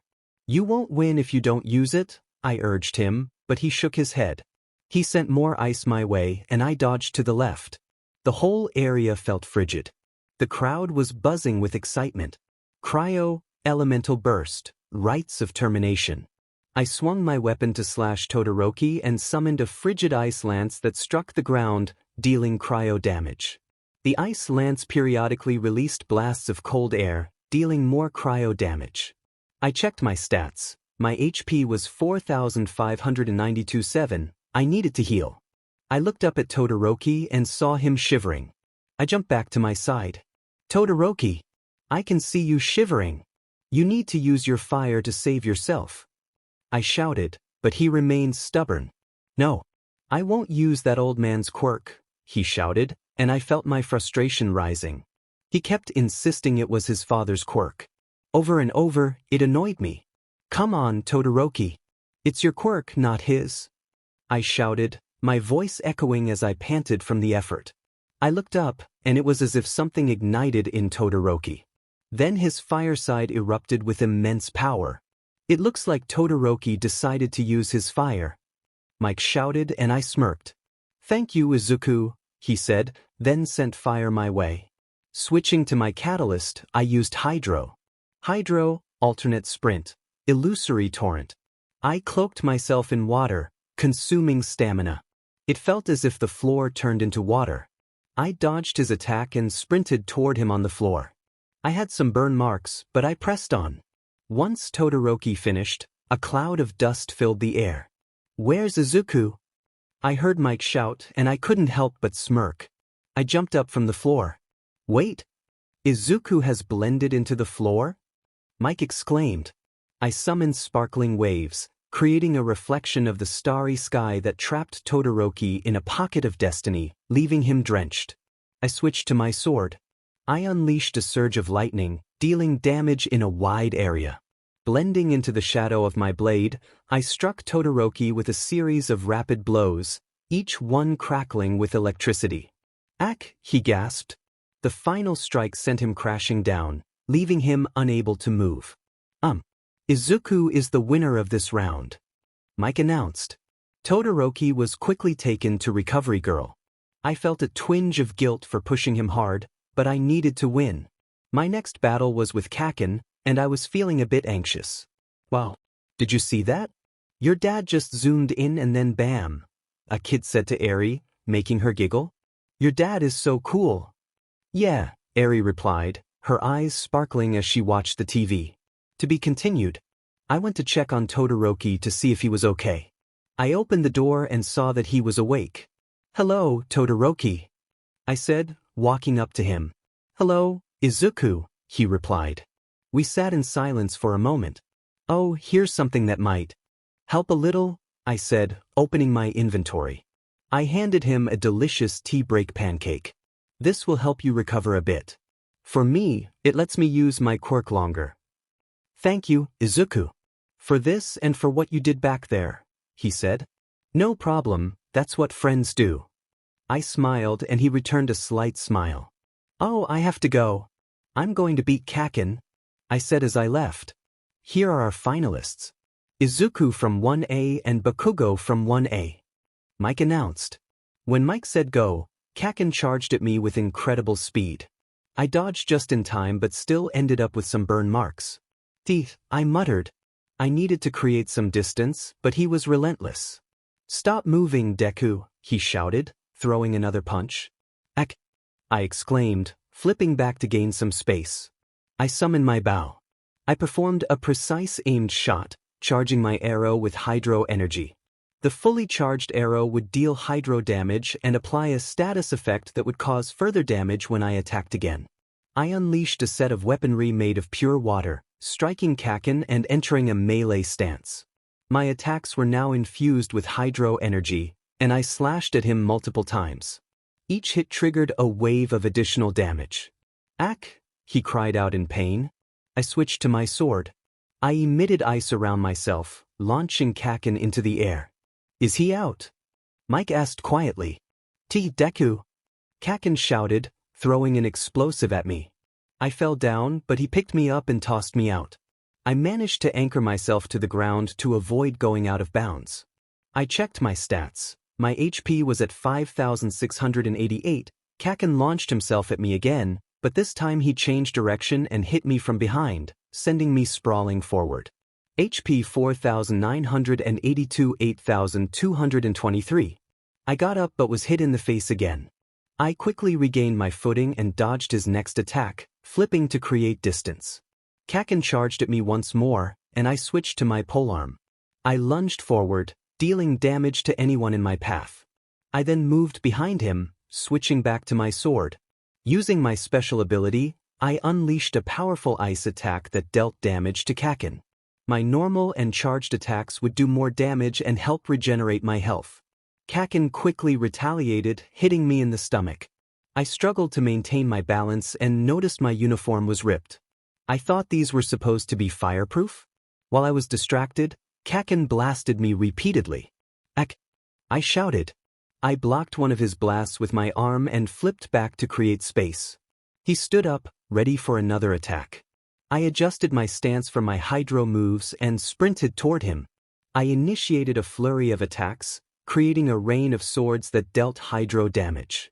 With a swift motion, I summoned a powerful storm of ice that dealt damage to Kaken. The crowd roared as he was frozen in place. I started to walk away when I heard a crack. Turning around, I barely had time to react before Kaken unleashed a massive blast. Everything went dark. I was watching the TV when I saw Papa freeze his opponent. I was so happy he won, but then a huge explosion occurred. As the dust cleared, I saw Papa on the floor, and I felt a wave of worry wash over me. The blonde man picked Papa up by his shirt and started yelling at him. Why was he doing that? The announcer declared that the angry blonde guy had won. I was feeling down, but at least Papa secured second place. Izuku POV. I opened my eyes to a bright white light. As I sat up, I realized I was in a very comfortable bed. Looking around, I noticed I was in Recovery Girl's office. I turned and saw Todoroki, who was gazing out the window. Todoroki! I called, waving my hand. Oh, Izuku, are you okay? He asked and I nodded. I saw what happened. I thought you were going to win, but Bakugo managed to break free from your ice, Todoroki remarked. Yeah, I was pretty shocked too. I didn't think anyone could escape my cryo, I replied, looking down. Cryo? Is that ice? He inquired. Yeah, my quirk has different elements, and they each have unique names. Cryo, Electro, Pyro, Hydro, Geo, and I think there's one more, I explained, resting my hand on my chin. Your quirk is really cool, Izuku, Todoroki said, maintaining his usual emotionless tone. I think your quirk is amazing. I responded with a smile. Hurry up, kids. All Might is about to present the awards. Recovery Girl called, prompting us both to get up. Todoroki stood on the third podium, I was on the second, and Kaken was firmly on the first. I couldn't understand why he seemed so angry. Perhaps he wanted me to fight harder. Soon, All Might arrived to present our medals. After school, I went to pick up Eri, walking alongside Sue. Congratulations, Izuku, Sue said. Thank you. You did well too, I replied. When we arrived at the school, Eri shouted, Dad, and ran to hug me. Well, goodbye, Izuku. See you tomorrow, Sue said, waving as she left. Are you hurt? Eri asked, concern in her eyes. I'm fine, sweetie. No need to worry. I assured her, gently patting her head. To be continued. Izuku POV. I hoped Ida's brother was okay. I remembered him leaving early, looking quite distressed. Dad, are you okay? Eri tugged on my jacket. Yeah, I'm just thinking. Oh, it looks like we're here, I said as we walked inside. Okay, bye, Eri. I started, but was interrupted by a group of kids approaching me. Wow, is this your dad, Eri? He was at the sports festival. So cool, one child exclaimed. Your quirk is amazing, sir, another added. You were so cool, a third chimed in. I chuckled and replied, thanks, but I can't sit and chat. I need to get to school too. I waved goodbye to Eri and headed to the bus stop. Once on the bus, I grabbed onto the rails. Hey, are you Izuku? Someone asked and I turned around. Why yeah, I responded. You were really great at the sports festival, the girl said, blushing slightly. Oh, it's the kid from the sports festival. You were amazing. I received more compliments, which felt a bit overwhelming. After getting off the bus, I entered UA. As I opened the door to my class, I heard my classmates discussing how they had been recognized. So many people talked to me on my way here. Mina shouted. Yes, same. Kirishima added. People were staring at me too, and it was kind of embarrassing. Hagakure said. Isn't that normal for you? Ojiro teased. I took a seat just as Aizawa walked in. He greeted us, and we all responded in kind. We have a special hero informatics class today, he announced, causing some concern among us. Code names.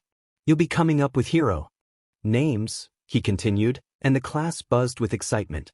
And here are the totals for those with offers, Aizawa said, pulling out a remote. Everyone fell silent, focusing on the screen. Todoroki was first, I was second, and Kaken was third. I figured Todoroki had the most offers because he was the son of the number 2 hero. I guessed he would intern with his father, which sounded a bit dull.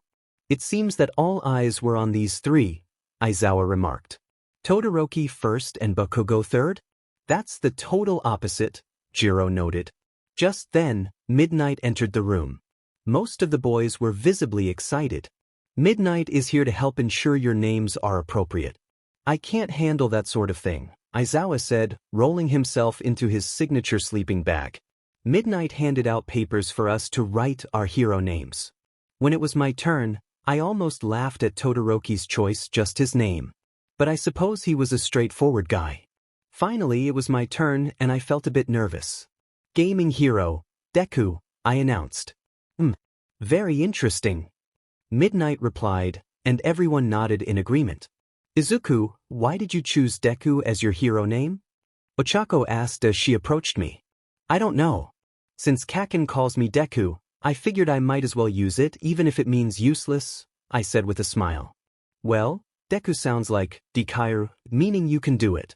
Ochako pointed out. Your name is cool too. I told her and she blushed. Yua. Anyway, where are you interning? She asked. I'm not sure. Who is Yuwabami? I replied and Ochako shrugged. Oh, you got an invite from her too? Momo chimed in and I nodded. I'm not sure either, but I'm going to her, Momo said. I already know where I'm going. Ochako declared, drawing the attention of Tsu, Ojiro, and Mina. I'm going to Gunhead, she announced, and everyone was shocked. Ochako explained her reasoning, and everyone understood. Maybe I will go with Yuwabami, I muttered to myself. Then it struck me that I might need to bring Eri or find someone to take care of her.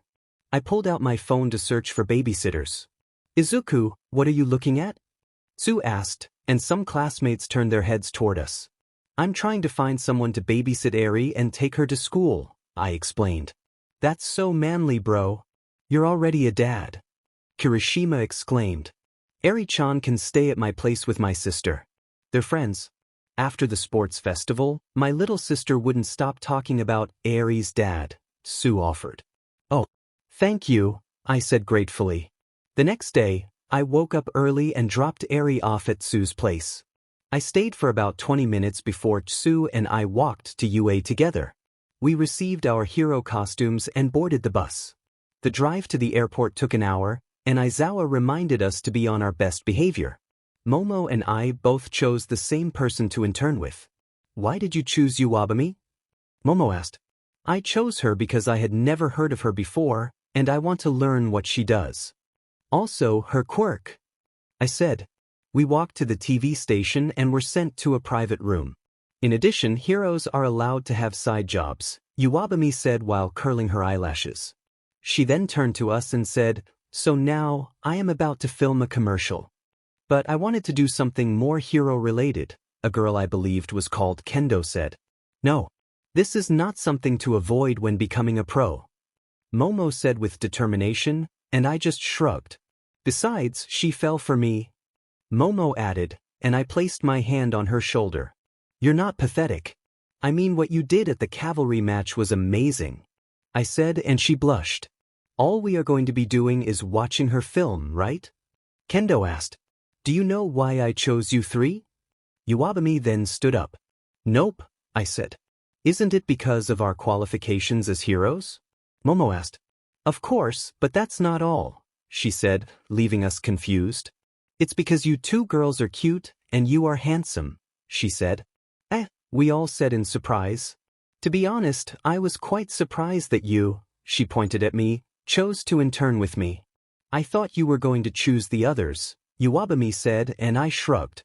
I guess I could've, but I wonder how you would be, I responded, and she nodded. I like that, was all she said, and she handed us her schedule for the day. Etchem. This has to be important for hero work, Momo said, and I chuckled. I don't think this will be for hero work, but it might be important sometime in the future, I said. Maybe. Oh yeah, let me introduce myself. Hello, I'm Kendo Itsuka from Class 1B, she said. Hello, I'm Izuku from Class 1A, I said. I'm Yayarozu Momo from Class 1A. Please call me Momo, Momo said. Nice to meet you guys. I have to say that you two were great at the sports festival, Kendo said, giving us a thumbs up. I really hope that we will do hero work, she then said. We all walked out to the room to see Iwabami in an interview. I heard you have some interns with you. Is that true? The reporter asked, and Iwabami nodded. Yes, they are all very kind and hero material, she said. Actually, they are here, Iwabami said, signaling us to come to her. We all went over and she introduced us. Wow, you have the second-place person interned with you? The interviewer said, a little shocked. Yes, I was surprised too, Iwabami responded. Izuku, what made you choose Iwabami? He asked. I chose her because I wanted to know more about how she balances modeling and hero work, I said, slightly bending the truth, but it was true. I see, he said, and Iwabami nodded at me. The interview continued for 20 minutes, then we all left and got into her limo. Good job, Izuku. You really know how to answer questions, Iwabami complimented me. I learned it all from you, I responded, and she seemed surprised. Really? She asked, and I nodded. I heard how you responded to the first couple of questions and tried to emulate you, I said. Yes, this all seems very important to hero work because sometimes we will be asked questions and need to respond, Momo said to herself. I still want to do more hero work, Kendo muttered. I was quite content with what we were doing. It was interesting. We then pulled up to her agency. Okay, girls and boy. Time to take some profile pictures, Iwabami said as she got out of the car. Profile pictures? Momo asked. Yes, profile pictures are essential in modeling. Right now, I am helping you set up a side career. If you succeed in both, it means you can multitask effectively, Iwabami said, fixing her lashes. Makes sense, Momo muttered. We then walked into the styling room. Iwabami told us to sit in the chairs, and people came to assist us. They did our hair, makeup, and styling. Wow. You guys look so beautiful, Iwabami said as she brought us to the photo shoot room. Okay, now that you guys are all ready, it's time for the pictures. You will need a headshot, full shot, and half shot, she said, giving us examples of poses. All the poses were for girls, so I had to think of poses that suited me. Hero Killer has put ingenium in the hospital. The pro hero is now in recovery. All hope he is well, the news reporter said. To be continued. Izuku's POV. Iwabami's photographer took our picture, and she chose the best one for us. Kendo still seemed quite disappointed that we weren't fighting. Momo was trying to make the best of things. I, on the other hand, was quite enjoying this. I chuckled at the thought that I might be starting a modeling career before a hero career. Why are you laughing? Kendo asked as she approached me. Just a thought that I might start a modeling career before a hero one, I chuckled. I still want to do something more heroic, she crossed her arms. I can teach you a thing or two, I said, and her eyes lit up. Really? You placed second in the sports festival. You're really going to help me, she said, and I nodded.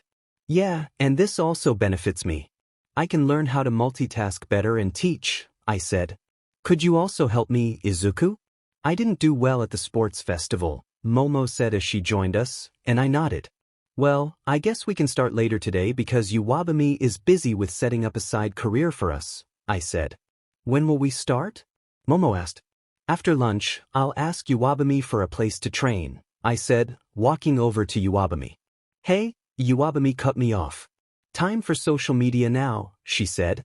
Huh, we all said. Don't you guys have social media? Like Herogram? Iwabami asked, sitting with her legs crossed. We all shook our heads. I'll create some for you guys. Herogram or any social media is important to be a model and a hero. You can update your fans on what you are doing and engage your audience, she said. Iwabumi made accounts for us and posted some pictures. She then went on her Herogram account and took a picture of us, captioning it, "My lovely interns are here to learn everything I have as a hero and model." She also tagged all of us. I think that is what it was called. She then began filling us in on some modeling gigs, putting herself down as our guardian. "So what were you saying?" She turned to me. "Oh, is there a training area here?" I asked. "Of course, it's downstairs to the right," she replied. "We will pick this up tomorrow to see if you all got selected for any of the events I signed you up for," she said while gathering her things. "For now, you're free to do whatever you want. I'm guessing you'll train." Iwabumi then walked downstairs, and we followed. "Here is the training room. Enjoy, young heroes," Iwabumi said before heading back upstairs. We all changed into our hero outfits. "Okay, time for training. First at the sports festival you both did well.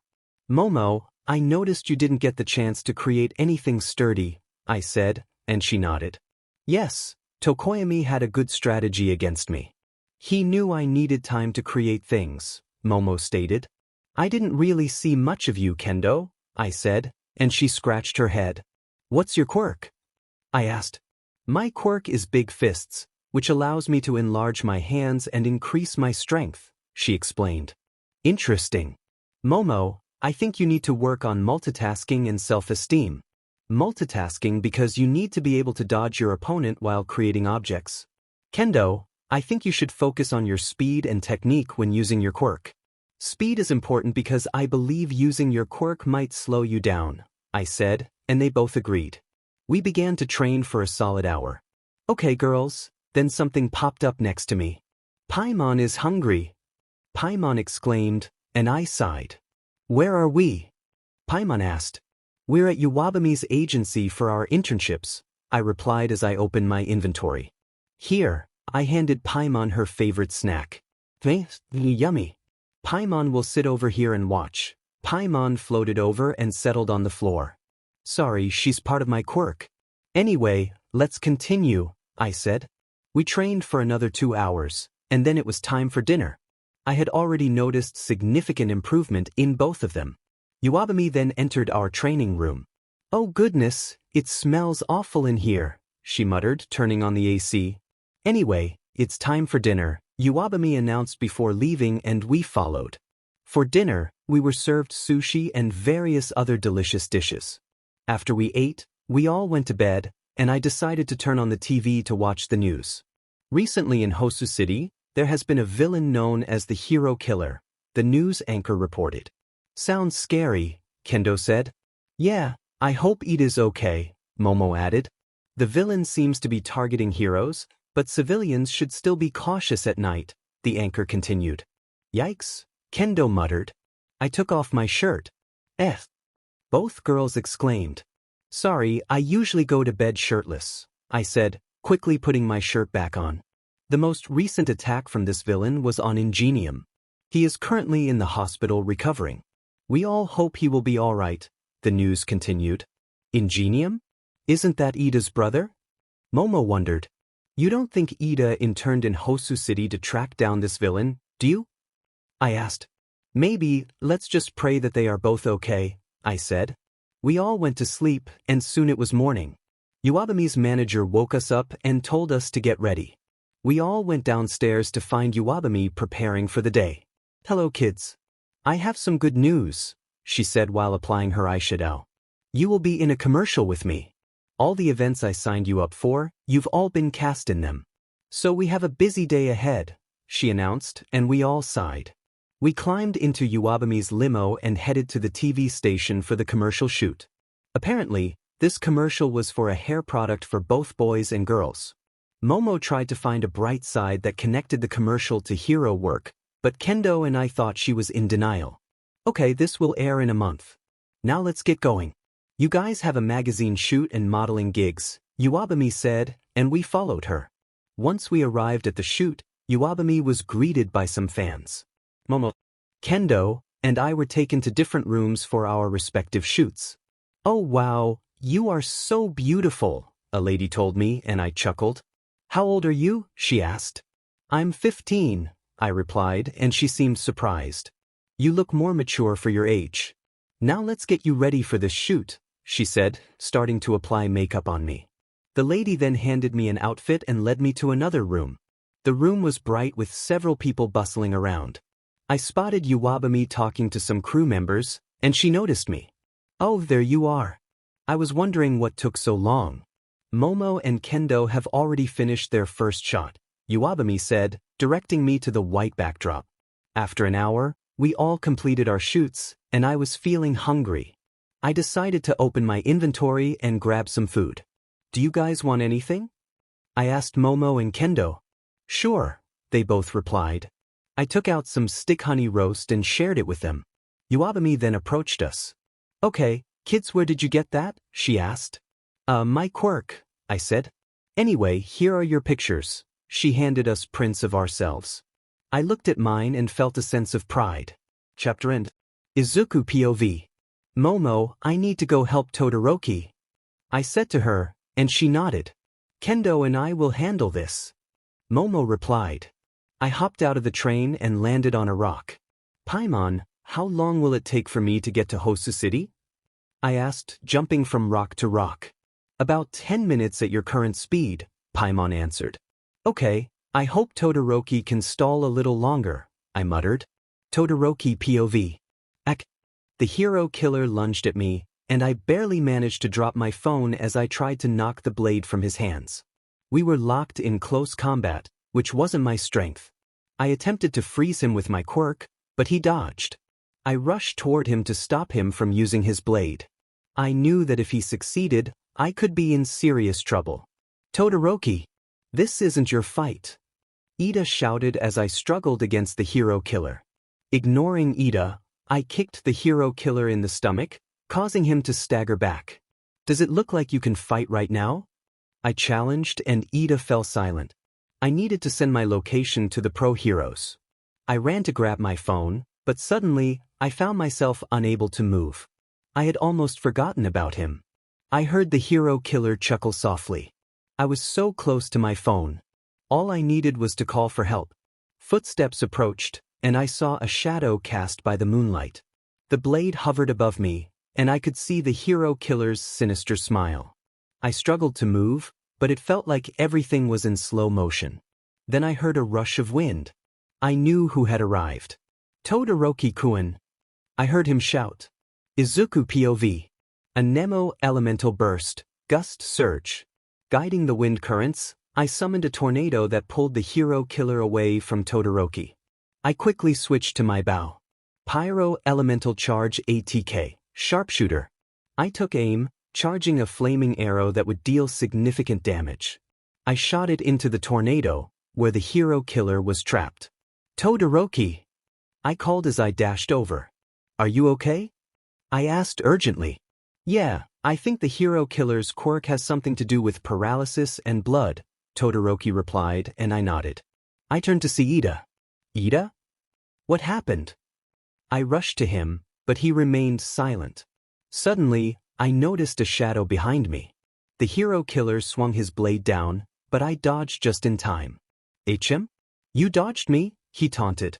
I charged at him, and we engaged in a fierce blade battle. I seized the opportunity to unleash an elemental skill. Hydro, elemental skill, Guhua sword, fatal rain screen. I executed twin strikes with my sword, dealing hydro damage and creating rain swords that orbited around me. Water? What will this do? He asked, a hint of mockery in his voice. Let me show you, I said, switching to my claymore. Electro elemental skill, claw and thunder. I swung the Thunder Wolf Claw, delivering a shockwave to the hero killer. The impact sent a jolt through his body.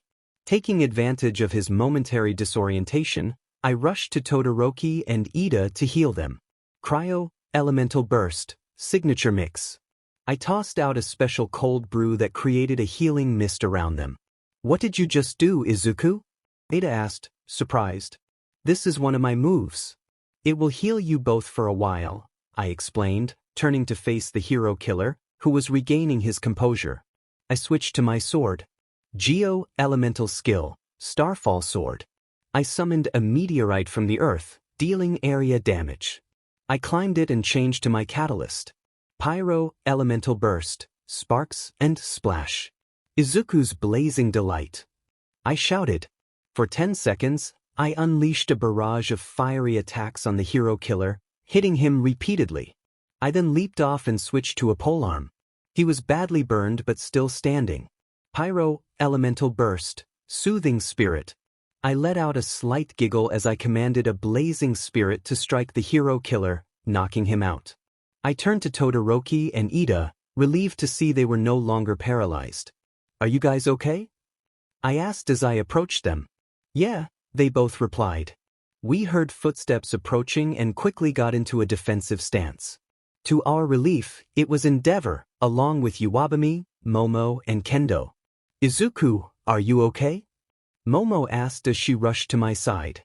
I nodded, but then everything began to fade to black. To be continued. Chapter end. Izuku POV.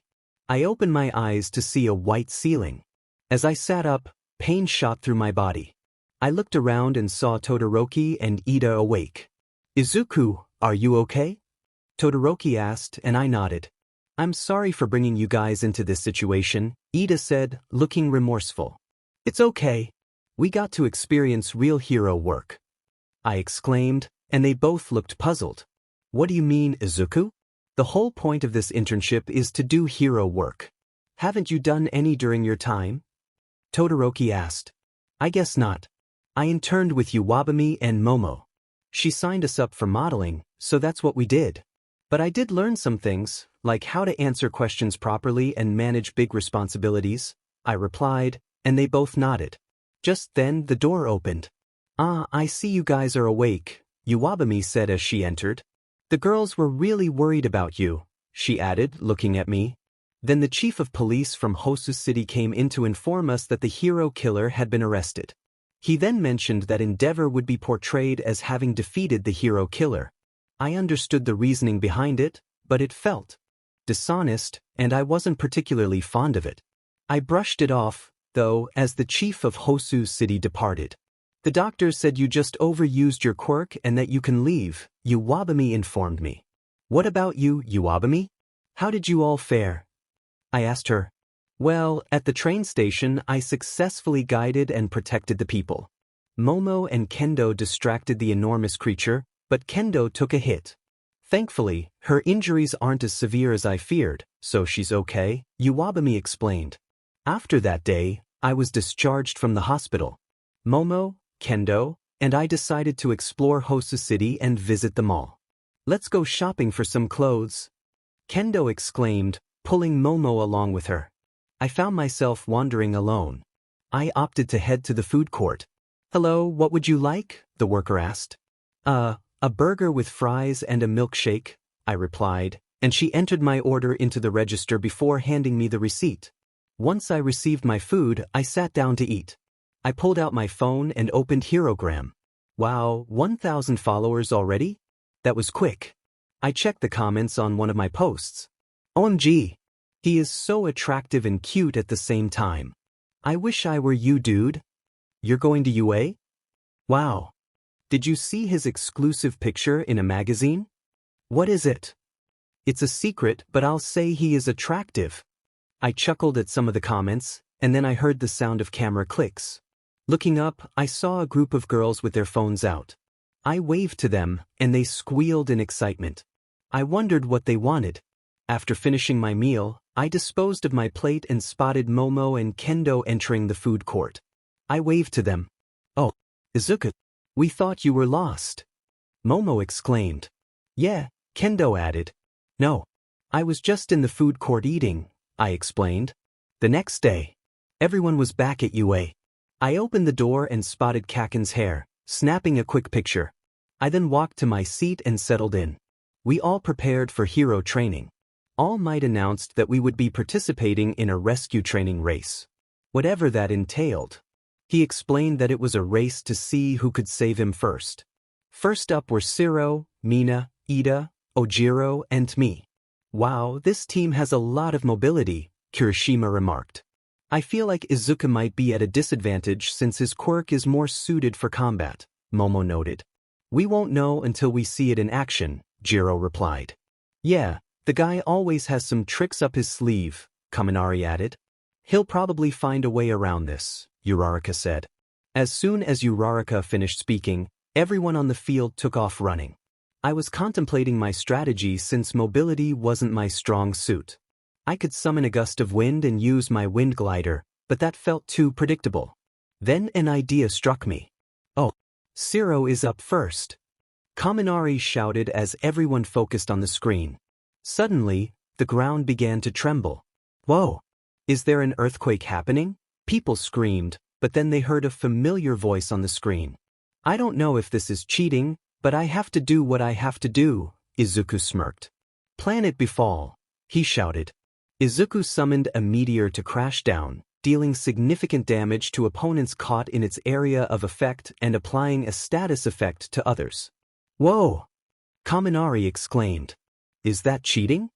Momo wondered aloud. An agile and elegant technique flowed from Izuku as he moved swiftly, reaching All Might first. Hey, All Might, was what I just did cheating? Izuku asked. I mean, I didn't explain the rules, so I guess not, All Might replied. Everyone was taken aback by Izuku's speed. This might be what Izuku was capable of, Todoroki murmured. So he did have a trick up his sleeve. Kaminari said. Interesting, he's like an overpowered player in a game, Kirishima remarked. After our training session, we returned to our classroom. Izuku, what you did was so impressive. Kirishima approached me. Thanks. I replied.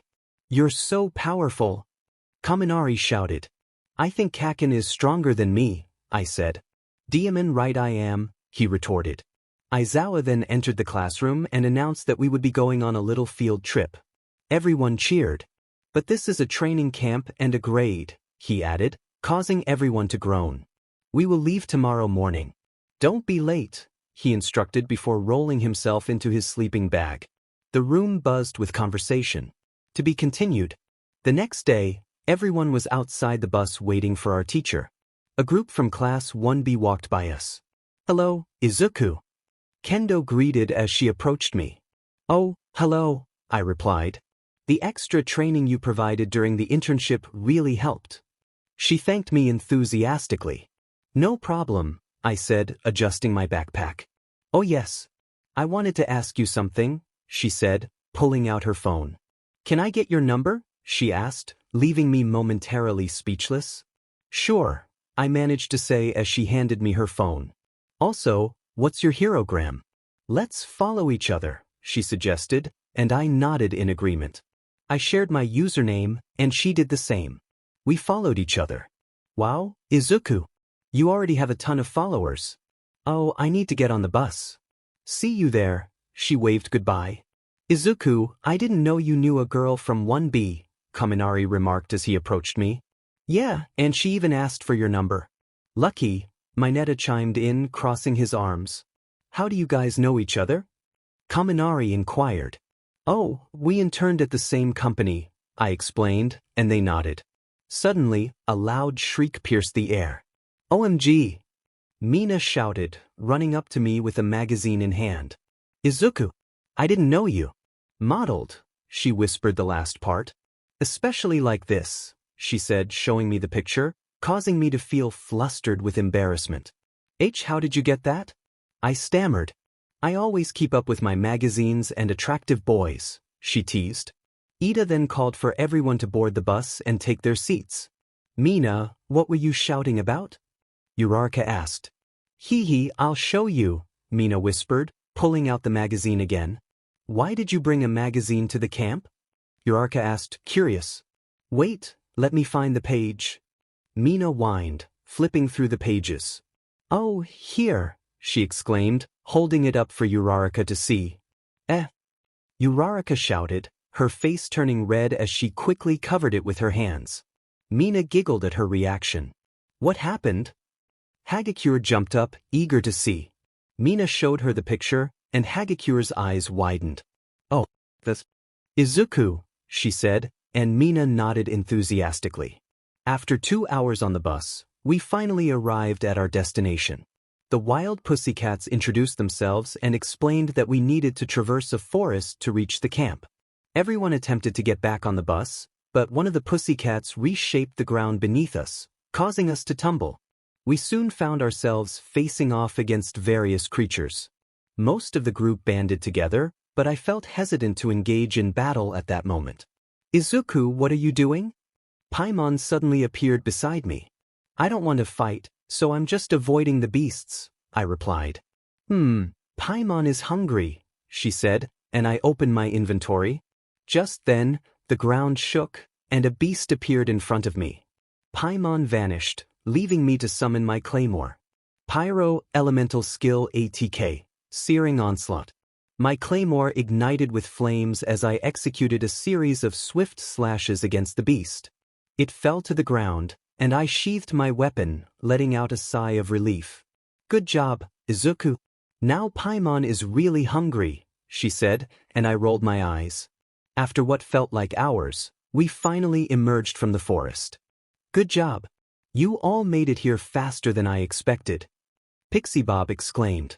Everyone emerged from their groups, looking tired, while I felt relatively fine. I had glided a portion of the way here, which kept me from looking worn out. You all did great. Especially you three, she pointed at Todoroki, Ida, and Bakugo. You acted quickly thanks to your experience. She then launched herself toward them before turning to me. And you, she said, walking over. I felt a wave of nervousness wash over me. You were a bit lazy, weren't you? Just flying over here, she accused, and I nodded sheepishly. To be fair, you didn't specify how to get here. I just used my brain, I replied, and she seemed to calm down a bit. I'll let you off the hook this time because you restored Koda's faith in heroes, she said, leaving everyone puzzled. Koda is my cousin, she explained, and I glanced over at him. Aizawa then announced that we should relax for the rest of the day since the real training would begin tomorrow. After we ate, someone tapped me on the back. I turned to see Koda. Oh hey Koda, I greeted him. Hey, he replied. Do you need anything? I asked with a smile. I have a question. Did you think Eri can come over to my house sometime? He asked shyly. I'm not sure, I said, noticing his expression drop. Just kidding. She can come anytime. You two must be very good friends, I said, and his face lit up. But if you want her to visit, Mandalay will have to pick her up from my place. I'll also need her phone number so we can arrange it, I explained, and he nodded eagerly. After we all went to sleep, we woke up the next day, the day of real training, which made me a bit anxious. Aizawa explained that our goal was to become stronger and unlock our potential for gaining our licenses. He then handed Kaken a ball to throw. Kaken threw the ball, and we all expected a high score, but it turned out to be only a slight improvement. I struggled to hold back my laughter. Aizawa pointed out that our quirks hadn't improved much. Except for Izuku, he said, and I smiled at the acknowledgement. Throughout his months of training, he has shown remarkable progress with his quirk. He has developed various moves and strategies. However, he will still undergo the same training as the rest of you, Aizawa said, causing everyone to look a bit worried. After assigning tasks to everyone, it was finally my turn. Okay, Izuku. It seems you've improved significantly and have been quite unpredictable with your quirk. Before I assign your training, I need you to explain the details of your quirk, he instructed. My quirk is called RPG, inspired by a video game genre. It's primarily based on a game called Genshin Impact. When I fight, I see everything like a video game, complete with stats, skills, and a menu screen, I explained, noticing Aizawa pinch the bridge of his nose in confusion. I don't understand any of this, he muttered. Tell me how you acquired all these moves and elemental abilities, Aizawa sighed. In Genshin Impact, you primarily fight using elements, each with different names. As I level up or grow stronger, I unlock new elements. I've unlocked all the elements from my quirk, but I've only mastered a few, I clarified, but he still looked puzzled. What are the ways you level up or get stronger? He asked. Playing video games and training my body, I answered. We don't have any gaming equipment here, he muttered. Fighting against others with unknown quirks helps me too, I added, and Aizawa's expression shifted as if he had an idea. I heard footsteps approaching, and it was the Class 1B students. You'll fight them, Aizawa pointed to the students. Izuku POV.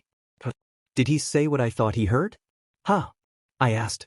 You're going to fight them, Aizawa said, pulling me along. Aizawa greeted Vlad King and requested a match. Vlad King, surprised by Aizawa's challenge, agreed, and the fight began. I sighed. Why do I have to do this? I muttered, glancing at Aizawa watching intently and Vlad King smiling. Third POV. Oh, it's Class 1B, Mina remarked. Are they challenging Izuku? Jiro asked. It seems like this is the training Aizawa set up for Izuku, Shinso noted. Wait, he's going to fight all of them? Mina exclaimed, and Shinso nodded. Izuku POV. I managed to defeat the smaller opponents, leaving only 5. Minoma was someone I needed to avoid. Hananuki's reach was dangerous, and Tokage was both strong and clever. Shiozaki was observant, perhaps trying to evade me. Kendo had clearly grown stronger since our last training session.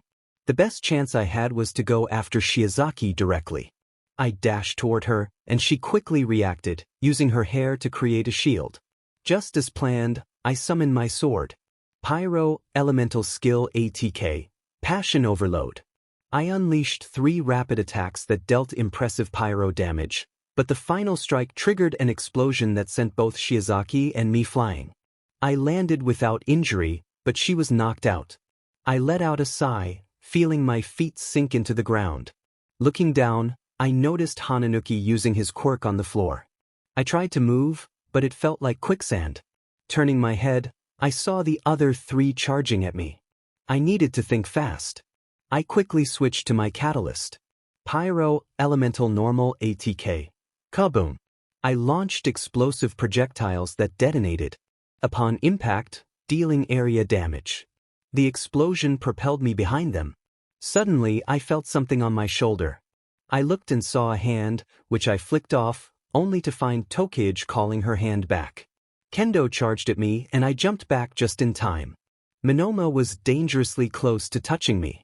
I leaped into the air and deployed my wing glider, landing on a rock. My next target had to be either Minoma or Hananuki. I smirked. The 1A student is getting cocky? Just because you defeated some of us doesn't mean we lose. Minoma shouted, laughing. I seized the opportunity and used my sword. Electro, Elemental Skill, Stellar Restoration. I hurled a lightning stiletto that struck Minoma, silencing him. Eh? What did you do? He shouted. I noticed Kendo reaching for me, and my rock began to sink due to Hananuki's quirk. I used the stiletto again, teleporting in front of Minoma and striking him with my electro-charged sword. He fell knocked out. I turned to see the shocked expressions on their faces and let out a small chuckle. Third POV. Wow, Izuku is actually winning, Momo observed. He's strong, Shinso added. So impressive, Kirishima exclaimed. Izuku POV. I switched to my catalyst before anyone could react. Player unlocked Elemental Bursts. A Nemo Elemental Burst, Forbidden Creation. I hurled an unstable concoction that summoned a large wind spirit. While it lasted, the spirit would continuously pull and launch my opponents, dealing a Nemo damage. I then activated an elemental skill. Hydro Elemental Skill ATK. Let the show begin. I summoned water droplets that formed a melody loop, dealing hydro damage and afflicting my opponents with the wet status. I rushed up to the large wind spirit to soak them. Afterward, I switched to my claymore.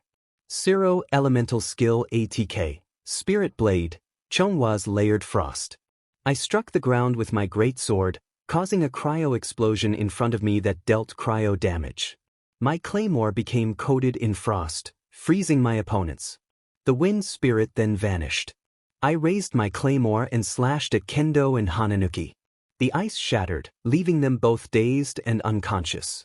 Now it was just me and Tokage. She was unfrozen but struggling to maintain her balance. I checked my stats, they were low. I switched to my polearm. Geo, elemental skill, Dominus Lapis. Every mountain, rock, and inch of land is filled with the power of Geo, but few can wield it freely. I smirked, noticing her confusion. I commanded the Earth's power to solidify into a stone steel, which would deal area damage upon creation. It stood for 30 seconds, absorbing damage and weakening nearby opponents.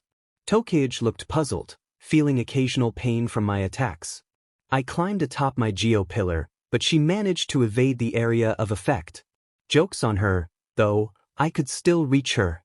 I smirked, noting that the wet status still affected her. I switched to my bow. Electro, Elemental Burst, Midnight Phantasmagoria. I transformed into a raven for a brief moment, flying toward Tokage and passing through her, delivering an electro charge due to the hydro effect. Switching back to my sword, I unleashed another elemental burst. Cryo, Elemental Burst, Adeptus Art, Preserver of Fortune. Using the Ice Vein Talisman, I summoned the Herald of Frost, dealing cryo damage to her. Herald of Frost will deal damage 4 times over its duration after it is initially cast and also provides healing 4 times. Using this stopped the electro charge but froze Tokage. I then used the handle of my sword to strike her neck gently, breaking the ice and rendering her unconscious. Third POV. W it. Vlad King exclaimed, surprised. Aizawa responded thoughtfully. It seems I need to put my students through more rigorous training, Vlad King remarked. Remember our mission, Shigaraki instructed. To be continued. Chapter End. Izuku POV. We all finished training and headed to dinner. When we arrived, we were told we had to prepare our own meals. Honestly, I wasn't too keen on that. Everyone formed groups to cook. Todoroki used his fire to light his group's stove, while Kaken accidentally caused a small explosion. Izuku, could you light it? Hagakure asked, and I summoned my polearm. Why the weapon? She exclaimed. It's the only way for me to use fire, I explained. Pyro, elemental skill, Guoba attack. I summoned Guoba the panda. After a moment, Guoba began breathing fire, creating a warm and lively atmosphere. Oh, so cute! Mina shouted, approaching it. Don't get too close to Guoba. He might accidentally singe your eyebrows, I warned, and Mina quickly backed away. Soon, we all enjoyed a delicious curry in front of us. So good. Kaminari and Kirishima said in unison.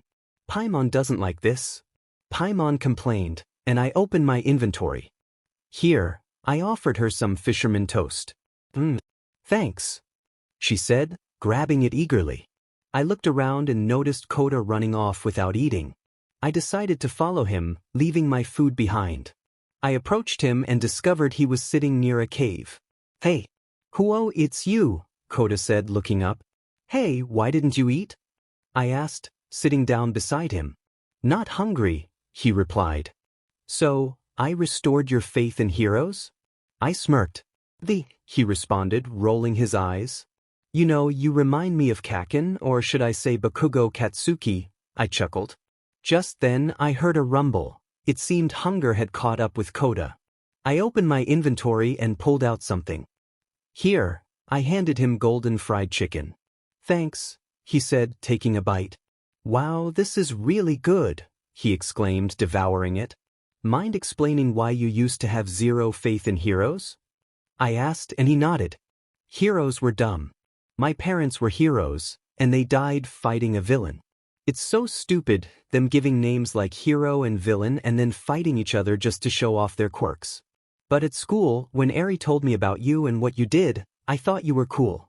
So you're the only exception, he shouted, and I chuckled. Also, I'm sorry for what happened to your mom, he added, and I felt a wave of surprise. Oh, Eri must have told you. It's okay, she made me who I am today, I smiled. We should get back. The others might be looking for us, I suggested. Third POV. The next day arrived, and everyone began their training. Izuku faced off against Class 1B and, after a tough battle, emerged victorious. After lunch, it was time for special training. The wild pussycats explained the training concept, but soon, the villains. Izuku POV. Huh? I shouted, scanning the area. Where's Koda? We are the vanguard team of the League of Villains, a lizard-like figure announced, grinning as its gaze landed on me. Found him, it whispered before charging at me, but Tiger intervened. I took the opportunity to search for Koda. Where could he be? I know. I leaped from tree to tree and finally reached Koda's hideout, just in time to see a shadowy figure preparing to strike him. Geo, elemental skill, breastplate. I summoned protective stone armor, creating a shield around us. The villain's attack shattered my shield, and I felt a sharp pain in my back. Ack! I gasped, rolling on the ground with Koda in my arms. Something fell from my pocket as I looked up to see the figure towering over us. He had massive arms and one eye replaced with a mechanical device. I recognized him immediately. "Oh, you're the one we are after," he said, smirking. "What?" I replied, positioning myself protectively in front of Koda. "You're the one we need. I was told not to kill you, but they didn't say anything about not injuring you," he said, lunging at me with incredible speed. I barely managed to block his punch, but the impact still sent me flying. "Ack!" I shouted as I crashed into the wall. I heard him chuckle. "Come on. I saw you fight better at the sports festival," Muscular taunted, and I opened my eyes just in time to see him charging at me again. I dodged, feeling a painful bruise forming on my arm, but thankfully, it wasn't broken. I sighed in relief and summoned my bow, getting into position. Hydro, normal elemental ATK, cutting torrent. I aimed at him, but he kept moving. I focused hard and finally released the arrow. It struck him, and I unleashed a more precise shot, the power of Hydro accumulating on the arrowhead. "Water?" He grunted, charging at me once more. I transformed my weapon into a sword and prepared to meet him head-on. He reached me first, and I braced myself, hiding my sword as I unleashed a simple elemental attack. Zero, elemental skill, Frostna. A frigid blast erupted, encasing him in ice. With the brief moment I had, I grabbed Koda. "Koda, are you okay?" I asked, and he nodded. "I need you to go back to the camp fast," I instructed. He hesitated but then nodded and ran back. Just as Muscular broke free from the ice, I turned to face him. To be continued. Chapter end. I used my catalyst and stood up. Electro, elemental burst, lightning rose. Summons a lightning rose that unleashes powerful lightning bolts, launching surrounding opponents and dealing electro damage. The lightning rose continuously emits lightning to knock back opponents and deal electro damage for as long as it persists. This trapped him and made him electrocharged, dealing electro damage over time until the effect wore off. Each shock interrupted any action and created a lightning bolt that jumped to a nearby wet target, dealing electro damage. "Ack!" he screamed, caught in the electric shock. The only thought in my mind was to knock him out while keeping my distance from the lake. Pyro, elemental skill, Jumpy Dumpty. When thrown, Jumpy Dumpty bounces 3 times, igniting and dealing area of effect pyro damage with each bounce. On the 3rd bounce, the bomb splits into 8 mines that explode upon contact with opponents or after a short PRD, dealing area of effect pyro damage. Muscular stepped on some of the mines, and they exploded, launching him back but not far enough to escape the lightning lake. I needed to finish this. The lightning lake disappeared, and he was still standing. I switched to my claymore and charged straight at him. Pyro, elemental burst, done. Releases intense flames to knock nearby opponents back, dealing pyro damage. The flames then converge into the weapon, summoning a phoenix that flies forward, dealing massive pyro damage to all opponents in its path. The phoenix explodes upon reaching its destination, causing a large amount of area of effect pyro damage. The searing flames that ran down my blade infused it with pyro. With that, Muscular was knocked down. I let out a sigh and panted. This was probably the most I had been hit in a battle. The pain intensified with every movement. I tried my best to walk back to camp, but each step sent sharp pain through my body. "This feels like hell," I muttered and pushed on. Soon, I found myself in the middle of the forest. Where am I? I looked around at my surroundings. I was hungry. I opened my inventory and retrieved some food to heal myself. Paimon would like some too. Paimon popped out, startling me. Wow, you almost scared me, I said, turning to her as she scratched the back of her head. As I took a couple of bites of my food, I heard something and looked up. Suddenly, a dark shadow came at me, and I felt a jolt of electricity. I closed my eyes and heard a loud bang. When I opened my eyes, I found myself on Shoji's back. Shoji? What happened? I asked, and he let me down.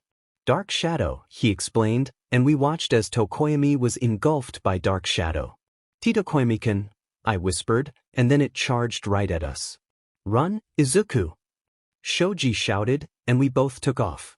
What do we do? I asked him. The only thing that will calm dark shadow is light. We probably need to find Todoroki and Bakugo, he suggested, and I smirked. Hey, don't forget I have some light powers, I reminded him. Let's just get to Kaken and Todoroki-kun first, I said, and he nodded. We ran and finally met up with them. I saw a huge block of ice and another villain. Tokoyami is out of control. Use your quirks. Shoji shouted at Kaken and Todoroki. Dark Shadow then threw the villain out of consciousness. I summoned my polearm and charged at Dark Shadow, along with Kaken and Todoroki. Pyro, Elemental Burst, Spirit Soother. I commanded a blazing spirit to deal pyro damage in a large area. Upon striking the enemy, it regenerated a percentage of my max health. This effect could be triggered up to 5 times based on the number of enemies hit. Together, we struck Dark Shadow and calmed it down. Sorry, thank you for saving me, he said, and I patted his back. It's okay. I smiled at him, but he looked down. Why do you think the villains are here? Todoroki asked. Oh, I remember when I fought Muscular. He said I was the one they wanted. Before that, one of them said they found me. It hit me that they were after me. So they're after you? Todoroki asked. No kidding, half and half, Kaken replied. I think we should head back through Camp I. Cutting through the forest, I suggested, and everyone agreed. We ran back and saw Uraraka, Tsu, and another unknown person. I'm glad you guys are okay, I said, and they nodded. What's happening? Why are the villains here? Uraraka asked. They're after Izuku, Todoroki said.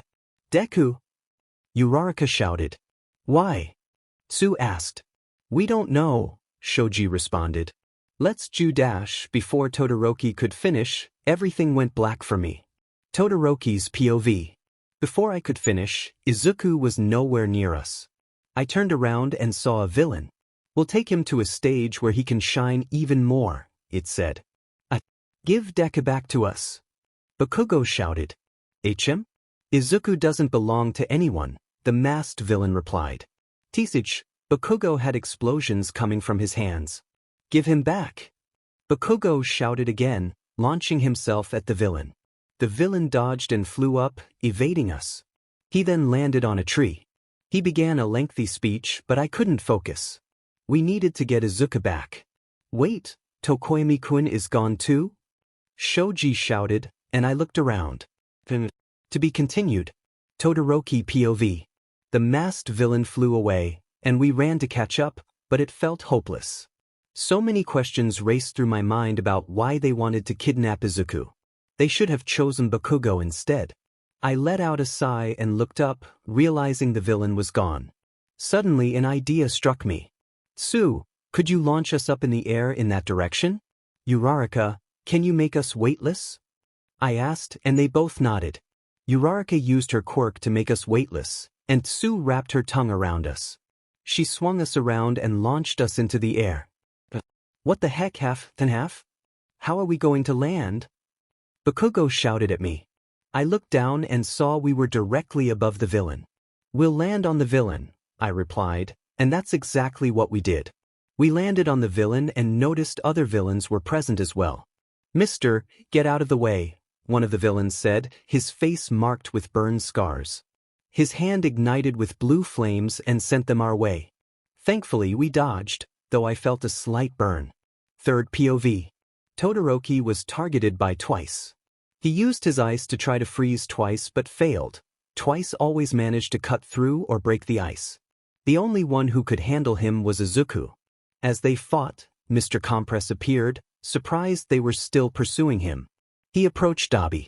"Where's Izuku?" Dabi asked, and Mr. Compress checked his pockets. Mr. Compress muttered, realizing they were empty. "Bakugo, Todoroki. Let's move." Shoji called, revealing the orbs that contained Izuku and Tokoyami. It didn't take you long, especially with 6 arms." Mr. Compress shouted as the 3 of us began to run.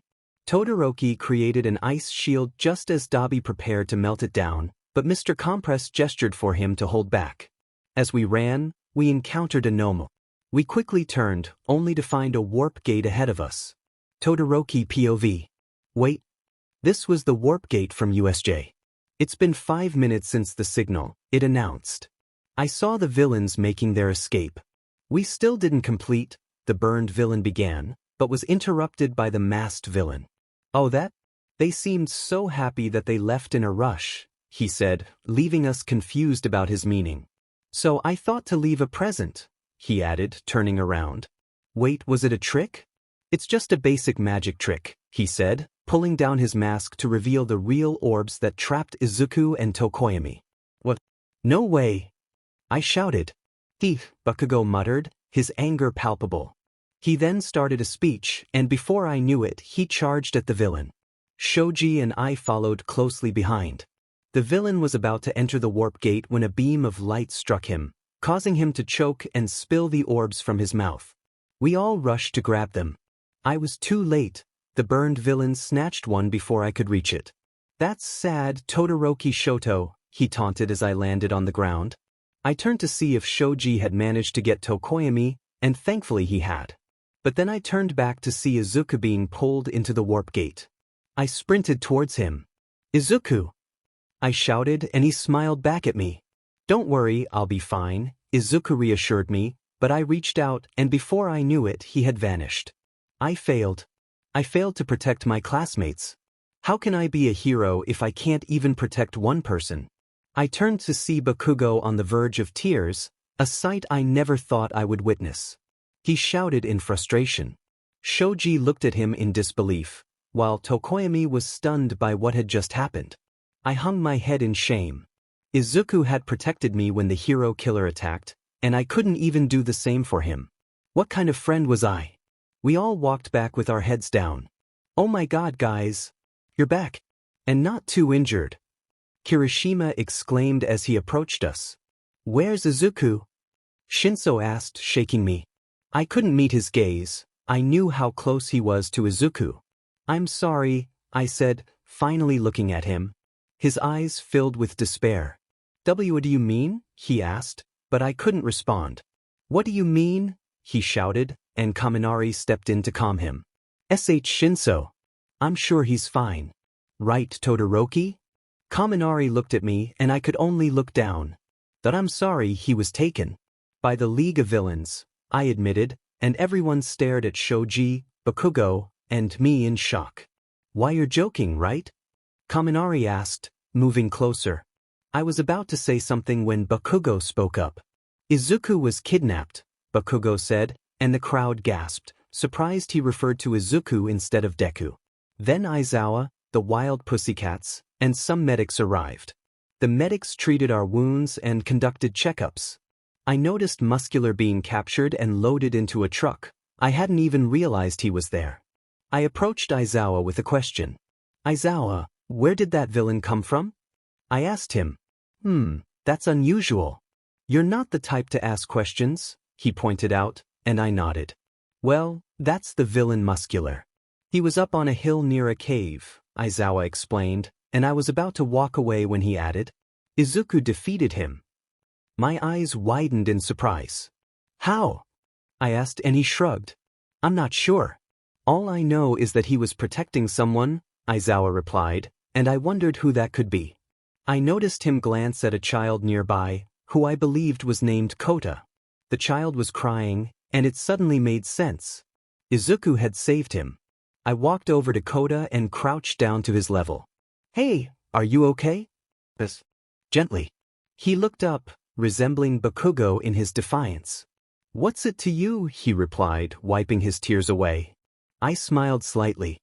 "It's okay, you don't have to tell me," I assured him, but he looked down. "That he's gone, and I didn't even get to thank him," Kota said quietly, tears welling up again. I felt a pang of sorrow. "Don't worry. We'll get him back." I reassured him and I saw him smile. "You better," he replied, and I smiled in return. To be continued. Todoroki POV. We returned to UA, where the teachers held an emergency meeting. News of Izuku's kidnapping was everywhere, and I couldn't understand why they had taken him. Sure, he was strong, but he wasn't a villain. Maybe they wanted to eliminate him and use it to draw All Might out. That could be their plan. Izuku POV. I opened my eyes to find myself surrounded by villains. The reality of my kidnapping hit me hard as the TV flickered on, displaying news reports about me. "I'm really appreciating all the publicity we're getting," Shigaraki said, turning to face me. "Don't you agree, Midoriya Izuku?" When he said my full name, a chill ran down my spine. How? I stuttered, feeling a mix of fear and confusion. Todoroki POV. It had been a day since Izuku was taken. I entered our classroom and noticed a little girl who looked like she had been crying. Hey, I approached her, sensing her fear. "Where's Dad? Is he okay?" she asked, her voice trembling. "That? So this must be Izuku's daughter." It's okay, calm down," I said, gently patting her back until she settled a bit. "Izuku, is your dad all right?" I asked, and she nodded. "Yeah, this morning I was at Su-chan's house, and Dad was supposed to pick me up. But then Su came home looking sad and told me that Dad got kidnapped. You're going to save him, right?" She jumped up, her eyes wide with hope. I nodded. Eri, right?" I asked, and she nodded again. "Why are you here?" I inquired. "Instead of Dad picking me up, Aizawa picked me up and he's babysitting me," she explained. "Well, where is he?" I asked just as I felt someone behind me. "I've been here the whole time." "Now, what are you doing here?" Aizawa said, and I turned around. "Oh, Aizawa." "Hello," I greeted him with a bow. "Yes, hello. Now tell me what you're doing here," he asked. "Oh, I just wanted to know if you have a plan to save Izuku." "So, do you have a plan?" I asked, but he shook his head. "No, we don't have a plan," Aizawa replied, and my eyes widened in disbelief. "What do you mean?" "We need to save him." I raised my voice, and Aizawa raised an eyebrow. "This is a very unexpected reaction from you, Todoroki," he said calmly, which only fueled my frustration. "But you need to understand that we can't just rush into action without a plan. Leave this mission to the pro-heroes," he said, picking up Eri. "Come on, problem child. Let's go get you some lunch," Aizawa said as he walked out of the classroom. I clenched my fists and followed him out. I decided to head to the hospital since it was visiting hours. When I arrived, I saw most of our classmates gathered there. "Hey, Todoroki," Uraraka called out, and I nodded in response. "Hello, Todoroki." Kirishima and Kaminari chimed in, and I nodded again. I went to ask Aizawa about a plan and what they are going to do. I informed them, and they all leaned in closer. "What did he say?" Shinso asked, still glaring at me. "That he said that they don't have a plan and that we aren't included in what happens. He also mentioned that they can't rush into action without a solid strategy," I explained, and everyone looked disheartened. So, what's going to happen to Izuku?" Jiro asked, her voice filled with concern. "I'm not sure. It might take a couple of days or weeks for them to come up with a plan. And since it's the League of Villains, it could take even longer," I replied. "How is Momo?" I asked, hoping for good news. "She's okay, but she did something heroic," Mina exclaimed. "She put a tracker on one of the villains and gave a device to All Might, so maybe they'll be able to save Izuku faster," she added, and I felt a mix of relief and disappointment in myself. Momo had done something to help Izuku, while I felt powerless. "Teach," I heard Bakugo mutter. "Why do we have to wait around?" he shouted, clearly frustrated with the situation. "Hey guys, let's go see Hagakure," Uraraka suggested, and most of the group agreed. They all left, leaving Kirishima, Bakugo, Shinso, and me behind. "Hey, Todoroki," Bakugo, and Shinso, Kirishima spoke up. I know you guys are really frustrated about this situation, he continued. I talked to Momo yesterday about going to save Izuku. Since you guys are friends with him, I wanted to invite you to join me. I'll be waiting in front of the hospital tonight, Kirishima said before walking out. Teach, Bakugo scoffed. Are you guys going? I asked. Yeah, he's my best friend. Why wouldn't I want to save him? Shinso replied, slipping his hands into his pockets. Teach, of course, I'm going to save that stupid nerd. Bakugo shouted. What about you? Shinso asked me. I'm going, I said firmly, and we all walked out of the hospital together. I headed home, knowing my dad wouldn't be back because he had a mission. I went upstairs to my room, changed into training clothes, greeted my sister, and made my way down to the training room. Shoto? Why are you going down to the training room? Dad's not home, you don't have to train, Fuyumi told me. I know, but I want to, I replied, and she looked surprised. Okay, she said, leaving me alone. Bakugo POV. Teach, that stupid nerd gets kidnapped, and now I have to go save him. Old hag. I'm home. I shouted as I entered. Hey, don't call me that. Come to the kitchen, she shouted back, and I stomped over. What? I exclaimed. I saw your classmate, or should I say Midoriya Izuku, on TV saying that he got kidnapped. Mom informed me and my eyes widened. So tell me, brat, is he alive?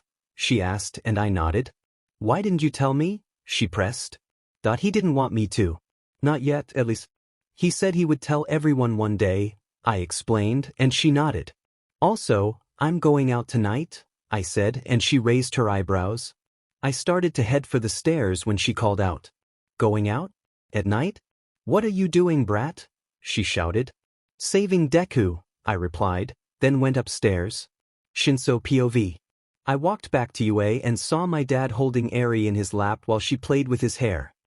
Hello, I said quietly, but Eri heard me. Shinso. Shinso, she squealed and hugged me tightly. Hey Eri, said, patting her on the head. You're finally done. Let's go, Dad said, and we started walking home. Eri was with us, her energy matching that of Papa's. We introduced her to Papa, also known as President Mike. They began chatting animatedly, hitting it off wonderfully. I then headed into the kitchen where Dad was waiting. Hello, Hitoshi. How are you feeling? Dad asked me. I'm okay, I replied. Hitoshi, I know you're feeling sad about Izuku, he said, and I nodded in agreement. If it makes you feel better, the pro heroes are going out tonight to bring him back, Dad added, and I looked up at him, a flicker of hope igniting within me. To be continued. Izuku's POV. How did you know my name? I shouted, bewildered. It's pretty easy. The only thing you didn't delete from your file is when you were 11, Shigaraki said, displaying an image from the file. See? You have 4 freckles on both cheeks shaped like diamonds. Your hair used to be a much brighter green, but now it has darkened, he said with a smirk. So what? I asked defiantly, but Shigaraki just laughed. Why am I even here? I shouted at them, struggling against the chains that held me down. We want you to join us, he said, and I looked at him with disgust. You're strong and would be a great addition to our team. You really think it's that easy? I retorted. Shinso's POV. Dad told me they were going out to save Izuku tonight. I went to my bedroom and lay down on my bed.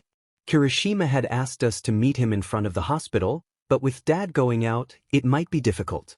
I didn't realize I was scrunching my nose in worry. Shinso, you look scary, Eri said, shaking me gently. Oh, sorry, I replied, and she smiled brightly. Can I do your hair? Mr. Mike is talking to Aizawa, she asked, and I nodded. She began to tie my hair and add clips. What is my life? Todoroki's POV. I had just finished my training and walked upstairs. I noticed my sister looked worried and I wondered why. Oh, hello, Shoto. How was training? Fuyumi asked, approaching me with a smile. It was good, I replied. Training. Natsuo chimed in. Yes, I was training, I confirmed. Why? He pressed. Because, I said simply. I'm going out now, I added, noticing both of my siblings looking shocked. It's Shoto, Fuyumi exclaimed, hugging me tightly. You have friends, she said, tears in her eyes. Of course I do, I assured her, and she smiled through her tears. I'm thankful, she said softly. I need to go, I said, and she released me. Bye, she waved as I nodded in response. I walked over to the hospital and saw Kirishima, Bakugo, and Shinso waiting. Finally, icy hot. Bakugo shouted at me. Hello, sorry if I'm late, I replied. Did you just? Calm down, Baku bro. Kirishima interrupted.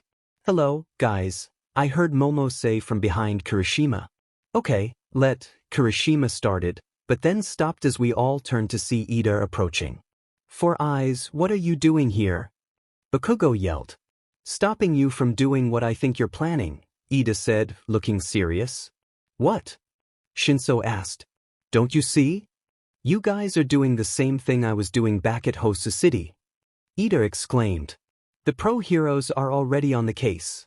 There's no need to go, he insisted, but it seemed like he was holding something back. I agree with you, Ida.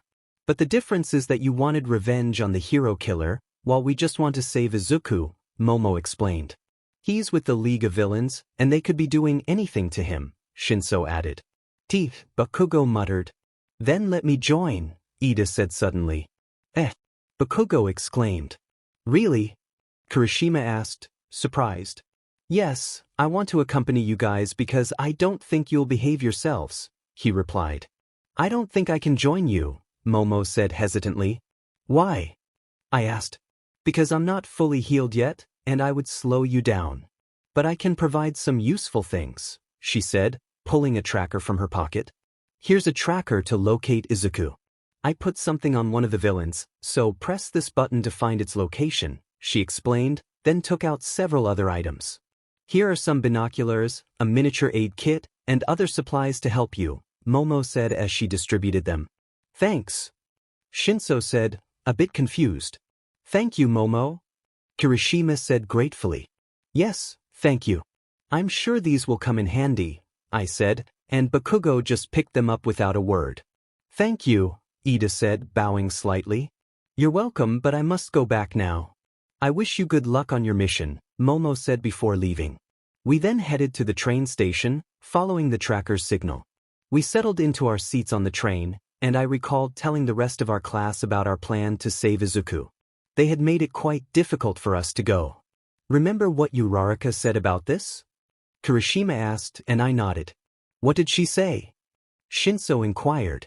She said, I really want to go too, but I feel bad if we all get together because it means we're going against what Aizawa said, Kirishima recounted. Just so you know, what we're doing is against Aizawa and Yue. You can still turn back if you want, I told Kirishima. But I want to do this. Izuku isn't someone who would let villains take over him, he insisted, and I nodded in agreement. What do you think, Shinso? I asked.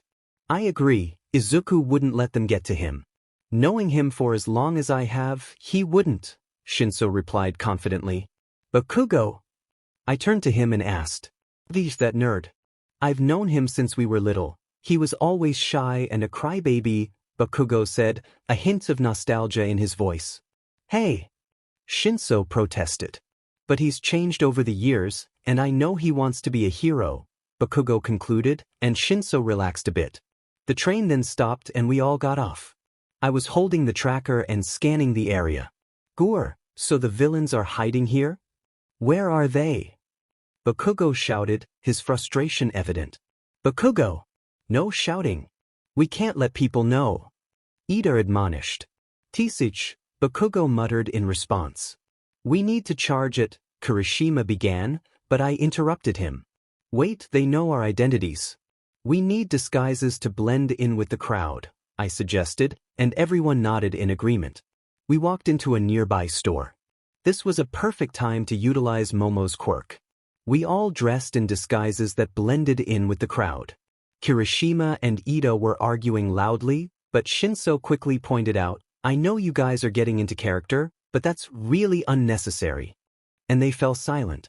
We heard a mention of Yue and looked up to see Nizu, Aizawa, and Vlad King on the screen. They spoke about how they had not protected our students and the new measures they would implement. The crowd seemed unimpressed, viewing UA in a negative light. I let out a sigh. Teach, Bakugo looked like he was about to shout, but Kirishima placed a calming hand on him. We can't worry about the news, we need to get going, Ida insisted. Ida's right. Let's go, I said, and we all walked out. To be continued. Izuku's POV. Well, I do think it is easy, Shigaraki smirked. As if, I retorted with a smile. You know, not letting people know your full last name is a trust issue, he said, glancing at my files. I looked at him, puzzled. Even though your mom passed away, why don't you use your last name? Just curious, he asked, and I glared at him. I don't want to carry something that brings me sadness, I replied simply. He stood up and began pacing the room. I see, I wouldn't want to either. We have very similar characteristics, he said, and I hated that. I didn't want to share anything in common with a villain. Shut up, we don't. I'm different from you, I shot back, hearing him chuckle. Really? Your mom died, my mom died. Your dad is gone, and mine is too. Dead? I looked up, stunned. That couldn't be true, Mom said he was abroad. Yes, dead. He's been gone for a long time.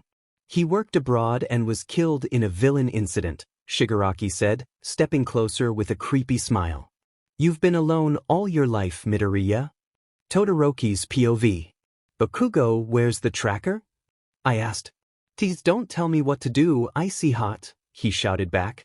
Don't be disrespectful to your classmates. Ida interjected, waving his arms dramatically.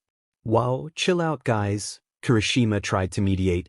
Shoo, people could hear us, Shinso warned, and we all fell silent. He sighed and pulled the tracker from his pocket.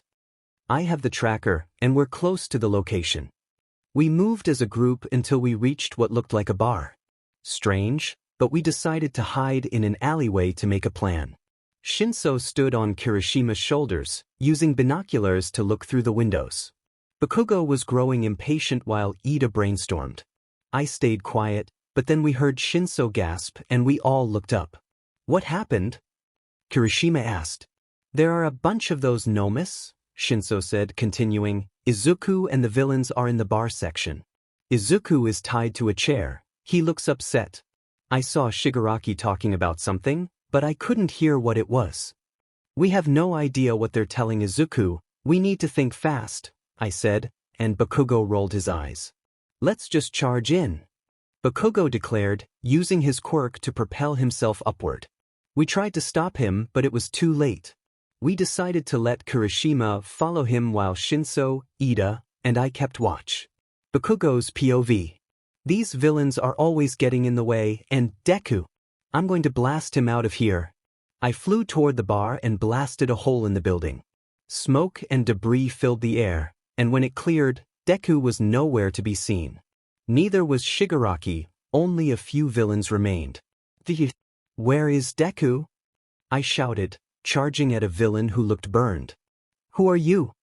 Where is Deku? I demanded, but the villain just laughed. Dabi, I'm Villain Dabi, he replied, and I heard footsteps behind me. Bakugo! You can't run off like that. Kirishima called out, looking around. I see we have more. Well, I've never heard of a Deku, or do you mean Izuku Midoriya? Dabi smirked and my eyes widened. How do you know the nerd's full name? I shouted. Izuku? Midoriya? That's his name? Kirishima exclaimed, seeing another villain on top of him. Yes it is.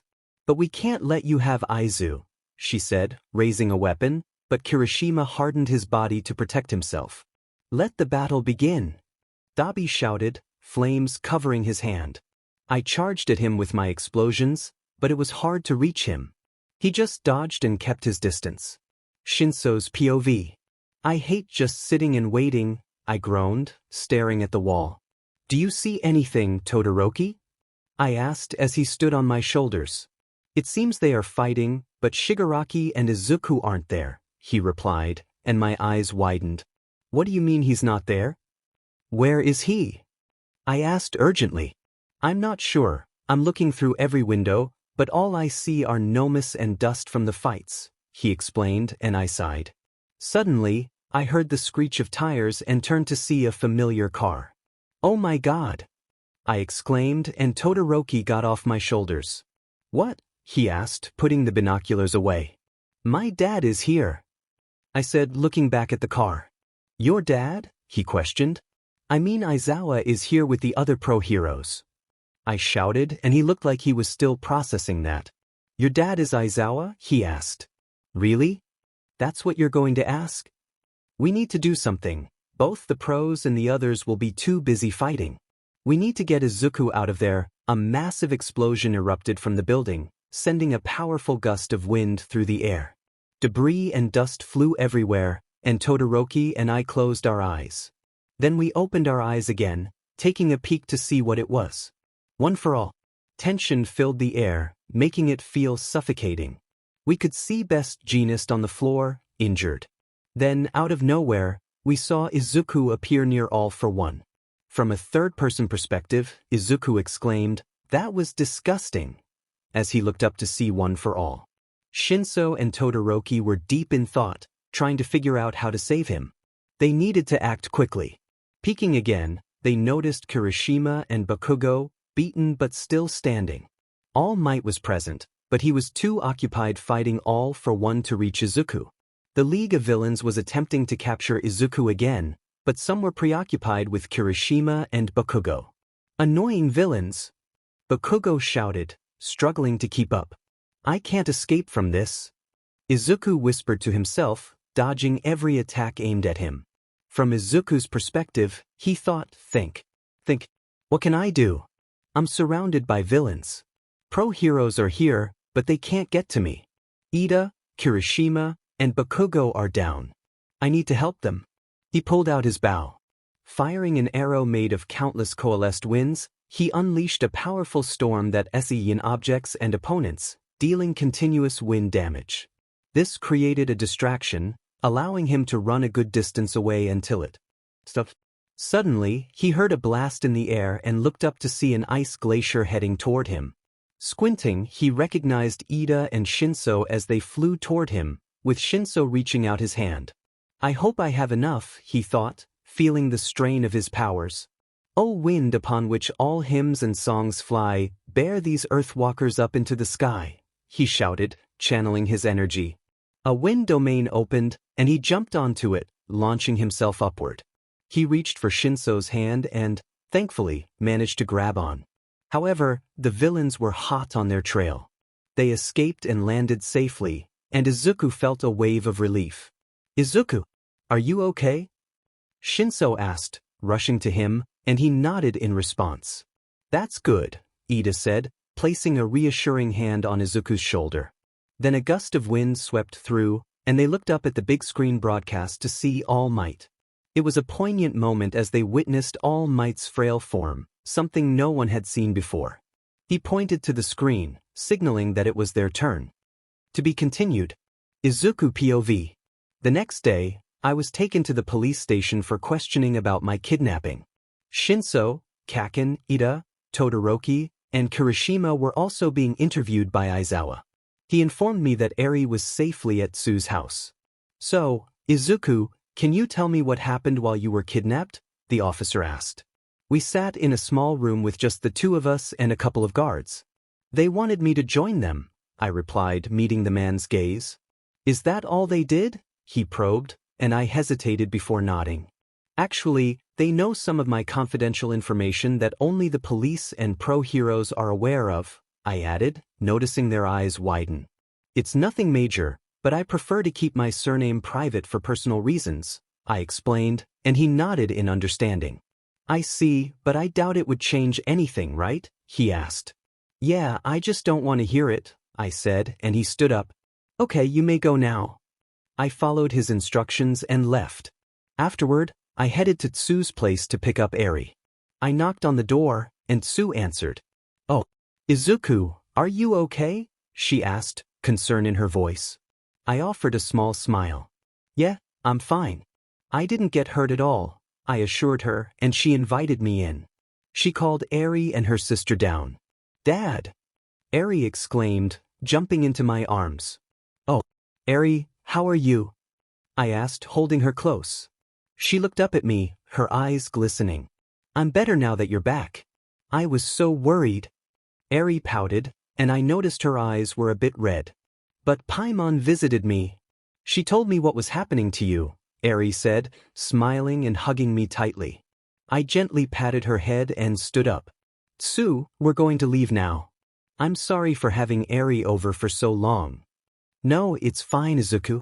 Eri is a lovely little girl, she replied, and we exchanged goodbyes. Shinso POV. This is so nerve-wracking. My dad approached me with a serious expression, and I had no idea what he was going to say. Hitoshi, he said, sending chills down my spine. Why yes? I stammered. I told you that the pro heroes were going out to save Izuku. Why did you go too? He asked. Todoroki, Bakugo, Ida, and Kirishima went as well. Plus, I didn't want to just sit back and watch my friend get hurt, I explained, and his expression softened. I understand, but you should realize how dangerous that was. You could have gotten hurt yourself, he said, and I nodded, acknowledging his concern. Izuku POV. The following day, I woke up ready to play some games. I was at level 63 with 62,819 HP. After gaming, I headed to the kitchen to make breakfast for Eri and me. I woke her up, and we enjoyed our meal together. Paimon is up. Paimon exclaimed, appearing beside me. It smells delicious. Are those pancakes? She shouted, moving closer to the food. Just as I was about to respond, the doorbell rang. I walked to the door and was surprised to see All Might and Aizawa standing there. All Might and Aizawa, what are you doing here? I asked, shocked, before inviting them inside. My apartment was a bit messy since I hadn't been home for a while. Who is here? Paimon shouted, then turned to see All Might and Aizawa. She quickly reappeared next to me. Eri walked over and sat on my lap, while Paimon rested her chin on my hair, eyeing the two visitors. So, what brings you here? I asked. We're wondering if you'd like to move into the dorms, All Might said. It's for your safety, especially since you're a target for villains, Aizawa added. That's a bit strange, Paimon puffed her cheeks. Isn't it your job to protect your students? She questioned, and both heroes nodded. I'd love to move into the dorms, but what about Eri? I asked. We can make arrangements for her, Aizawa assured me. Like what? Paimon glared at them, perching on my shoulder. Anything you suggest, Izuku. Here are the necessary papers, along with additional requests on the back, Aizawa said, handing me the documents. I signed the papers, ensuring Eri could stay with me in my dorm room.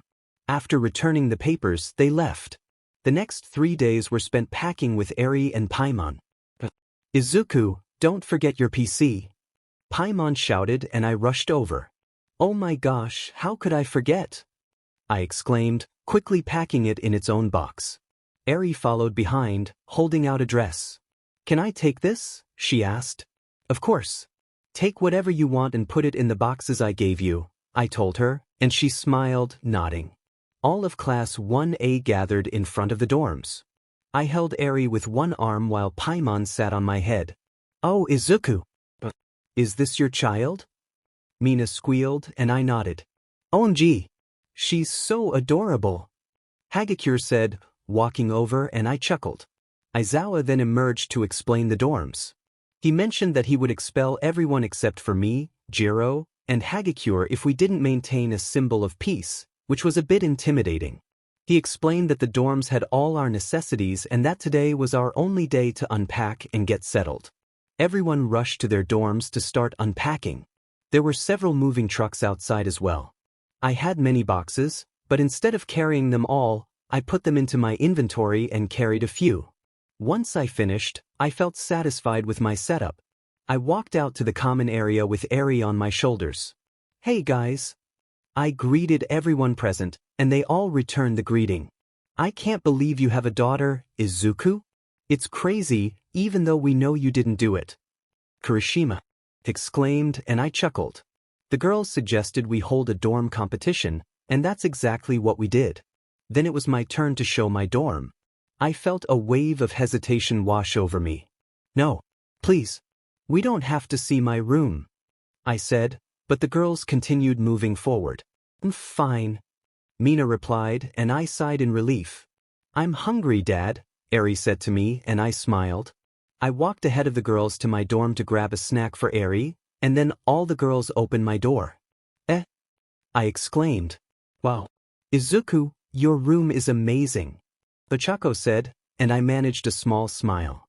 You have such a cool gaming setup, Kaminari shouted in awe. Thanks, I replied, heading to the fridge provided in each room. I took out a fresh apple and handed it to Eri. The next day, I woke up and realized I wasn't at home. I got Eri dressed for school, and we both walked out to the common area where Ida and Todoroki were already awake. Oh, good morning, Izuku, Todoroki greeted. Good morning, Ida added. Morning. I didn't think anyone would be up this early, I said as I headed to the shared kitchen to make waffles for Eri. I try to get up early to exercise and train, Todoroki told me, and I smiled. What are you doing at this time? Ida asked. I need to drop Eri off at school. Since I can't drive, I have to walk her there. Also, I'm making waffles. Want some? I asked, and they nodded.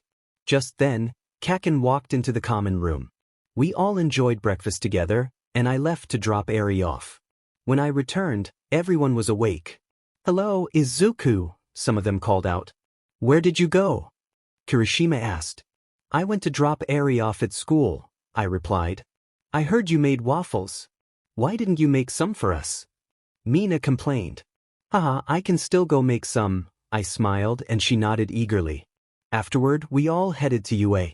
Right now, we were focused on obtaining our provisional licenses to create ultimate moves. To be continued. Chapter end. Yes, Deku has some awesome weaponry. Wow, my modeling skills are amazing. I chuckled to myself. I then saw the last picture and remembered how awkward it was for me to pose for it. I started to cringe and quickly covered the image. This will all be in magazines and other things after your internship. I believe I chose the best ones, Iwabami said, and we all nodded in agreement. We all then got into the limo, with Iwabami sitting in the front seat while we settled in the back. How were your pictures? Kendo asked. It was interesting and a bit awkward, I replied, and both of them looked confused. Awkward? They both asked in unison. Never mind, you'll see it eventually. I hope not, I said, and they chuckled. Don't forget to post your photo shoot on your Herogram, Iwabami reminded us, and we took out our phones. Do we post every single one? I asked. Nope, especially if it's a rare one, she responded. I posted the first few pictures and looked out the car window to see that it was already night. Okay, time to go on patrol, Iwabami announced, and our eyes lit up with excitement. Not long after, Iwabami was surrounded by adoring fans. We all let out a sigh of disappointment. Just then, I received a message from Todoroki saying that the hero killer was in Hosu City and had almost harmed Ida. He needed backup. Iwabami, the hero killer is in Hosu City and almost attacked one of our friends. We need to go, I exclaimed. HM? The hero killer? We need to hurry, Iwabami said as she waved goodbye to her fans. We boarded a train to Hosu City, and Iwabami quickly pulled us away from a certain spot just as a Nomo landed there. Be careful, kids, Iwabami warned as people screamed around us. My quirk gives me an acute sense of danger, but it's not helpful in battles. I'm going to try to rescue the people here, and I trust you to handle this big guy, she said, and we nodded. My phone rang and I picked it up. Izuku, please come to XXXX, the hero killer is here. Todoroki was cut off. To be continued. Izuku POV. We were all brought to Gym Gamma to create our ultimate moves. To be honest, I wasn't sure if I could create one because my quirk is built from multiple moves that are already established, and I couldn't think of any new ways to use it. At least, that's what I thought. I mean, there are many ways to use moves, but I couldn't come up with anything original. We walked into the gym, which was empty but enormous. Wow. It's huge. Mina shouted, and I smiled at her excitement. Everyone was in their hero costumes except for me because mine was torn. I had requested new models for a costume. Ida then asked a question, and Aizawa gave a long explanation. The other teachers shared more about the moves we were going to create while I struggled to brainstorm ideas. What can I do? I muttered to myself. What are you doing? Ectoplasm asked as he approached me. I'm not sure what to do, I admitted. Tell me about your quirk, he prompted. Well, it's called RPG, which is a type of game. I believe it only revolves around the game Genshin Impact, but I remember being told it could hold more than one game. My quirk consists of preset moves that can only be used in specific ways, I explained. Please continue, he encouraged. It can be used in multiple ways, but what I mean is that I can't change or create moves. Also, my quirk is like when you play games. There are stats and other elements. I was cut off. Okay, just practice with your own quirk, he instructed, and I nodded. Later, All Might came to give us tips on how to improve. He encouraged me to keep doing what I was doing, and I smiled. Afterward, I decided to check the support room to see my new costume models. When I arrived, Ochako and Ida were behind me. Oh, Izuku! Ochako waved and I smiled back. She blushed, and then suddenly, there was a loud crash. Dust and debris filled the air. When it cleared, I found myself pinned under Hatsum. Oh, when did you get here? She asked, and I quickly looked away, feeling flustered. I just came here to see my costume models, I stammered. Oh, Izuku. Yes, your costumes, she exclaimed, dragging me into the room. Ochako and Ida followed. Here they are, she announced, revealing several designs in front of me. Wow, what are all of these? Ochako exclaimed. These are all of Izuku's costume models, Hatsum said excitedly as she touched one. 3 is a lot though, I said. Well, you need to be stylish. Each of them has the same attributes to help you with your quirk, she insisted, handing them to me. Thanks. I guess I'll be going now. See you tomorrow, Ida and Ochako, I said as I left, and they waved goodbye. I walked toward the dorms, entering the common area with my costumes in hand. Dad! Eri ran up to me and hugged me tightly, causing me to stumble and drop my costumes. Hello, Eri, I said, patting her head. What are those, Izuku? Kirishima asked as he came over to help me up. Thanks, these are my hero costumes, I replied, picking them up from the ground. Costumes? Mineta shouted. Costumes? Mina echoed as she emerged from the kitchen. Yeah, I have 3 of them, even though I only need 1, I said sheepishly. Oh, can't wait to see them. Hagakure chimed in and I chuckled. Sure, I'll show you guys tomorrow, I said, walking to my room with Eri. To be continued. Sorry for the short chapter. Suggest some other games, please. Chapter end.